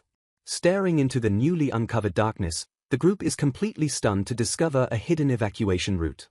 Muir warmly praises the little pup for his incredible discovery, affectionately calling him Wingy as he barks proudly. A strong rush of cool wind violently howls up from the dark depths of the underground tunnel. Arnold realizes the facility contains a hidden waterway, noting the pup must have skillfully tracked the scent and sound of rushing water. The group eagerly expresses their deep gratitude to the pup for miraculously securing their desperate escape route. As they prepare to descend, Arnold suddenly shifts his attention and casually calls out to Hiro. Arnold forcefully tugs at the teenager's garment, aggressively questioning why he is still wearing a ruined piece of cloth. Hiro violently recoils in sheer horror as he finally realizes his magical cloth has been completely torn apart. Flashing back to his mid-air flight, Hiro realizes with absolute dread that his precious stolen books must have scattered into the wind. Dropping to his knees in utter despair, Hiro dramatically laments the complete and devastating loss of his hard-earned loot. Meanwhile, an imposing figure forcefully brushes past the ruined debris, loudly clicking his tongue as he confirms the facility's total destruction. The furious commander orders his troops to aggressively surround the area and search for any clues, vehemently swearing to violently hunt down the red robe. Sizzling loudly over an open campfire, a massive feast of delicious meat rapidly cooks to sheer perfection. Hiro enthusiastically declares the meal ready as the hungry group eagerly prepares to furiously dig in. The mouth-watering spread violently hits the table, featuring thick pork cuts drenched in lemon sauce alongside perfectly grilled salmon. WI warmly asks the happily munching pup if the freshly cooked food is deliciously satisfying. Arnold confirms she officially named the pup Winger, while WI fiercely promises to look after the newborn with all her heart. While thoroughly enjoying his meal, Hiro bluntly agrees they cannot abandon the baby and casually encourages the antenna girl to do her best. Muir stubbornly insists on calling him Wingy, proposing they let the excitedly barking pup decide his own name. The energetic pup completely ignores the name debate and happily trots directly toward Hiro. Hiro gently pets the affectionate pup as it happily barks for his undivided attention. WI immediately violently pouts and demands head pats too, though Hiro stubbornly reminds her he absolutely refuses to do it. Hiro justifies petting the wolf by claiming he is just an animal, completely ignoring WI's pitiful, pleading whine. Arnold suddenly steps in and interrupts Hiro, aggressively reminding him of the specific conditions required for a simple head pat. Arnold firmly points out that WI is the sole reason they successfully found the pup and escaped the collapsing facility. Glaring at the stubborn teenager, Arnold sharply challenges Hiro to look him in the eye and claim WI did not do something incredibly good. Defeated by Arnold's ironclad logic, Hiro finally caves and gently rests his hand on WI's highly expectant head. Blushing furiously, WI giggles in pure bliss as Hiro softly rubs her head to properly reward her hard work. The gentle head pats continuously flow as the fierce beast girl completely melts into a state of absolute contentment. Watching fiercely from the sidelines, Muir violently trembles with overwhelming jealousy at the incredibly heartwarming display. Arnold softly notes that WI never had parents to show her such affection, smiling warmly as Hiro agrees she looks incredibly happy. Muir's burning jealousy rapidly fades into deep sympathy as she sorrowfully reflects on how painfully lonely WI's life has been. Instantly ruining the tender moment, Hiro abruptly withdraws his hand and ruthlessly orders WI to go wash the dirty dishes. Muir awkwardly stammers her praises while trying to hide her lingering jealousy as they gather the clattering plates. WI enthusiastically suggests that Muir also deserves head pats, causing the flustered girl to frantically claim she has done nothing worthy. Blushing furiously, Muir internally promises to earn her own head pat someday while completely melting into a happy, dreamy daze. A fierce dishwashing rivalry suddenly ignites as the two girls vigorously scrub the plates in completely friendly competition. The narrative shifts far away to Curious Forest, where a commander aggressively questions reports regarding a black-haired boy in a red robe. A kneeling subordinate firmly confirms the strange physical description of their completely new, high-profile target. The subordinate grimly details how the critical Bascador research facility was violently assaulted by this mysterious group of bandits. The highly skeptical commander aggressively frowns, strongly questioning if the scouts simply misidentified the highly destructive suspect. A nearby soldier acknowledges the extreme doubt but fiercely argues that such distinct features are far too uncommon. Unaware of Hiro's terrifying power, one of his summoned classmates expresses deep guilt over dragging the lonely teenager into this highly dangerous world. The group nervously discusses alarming rumors of an impending war, prompting their leader to aggressively demand they focus solely on getting stronger. Staring deeply into the sky, the classmate wonders where Okamura could possibly be while Hiro simultaneously contemplates the looming Beastkin War. Back at the peaceful camp, Arnold points to a map and firmly declares the town of Surge as their next primary destination. Sighing heavily, Hiro reluctantly accepts the new route just as the girls loudly demand he instantly come help them with the remaining chores. Vowing to finish quickly, Hiro charges back into the chaotic fray as the narrator boldly promises the innocent bystander's journey will continuously escalate.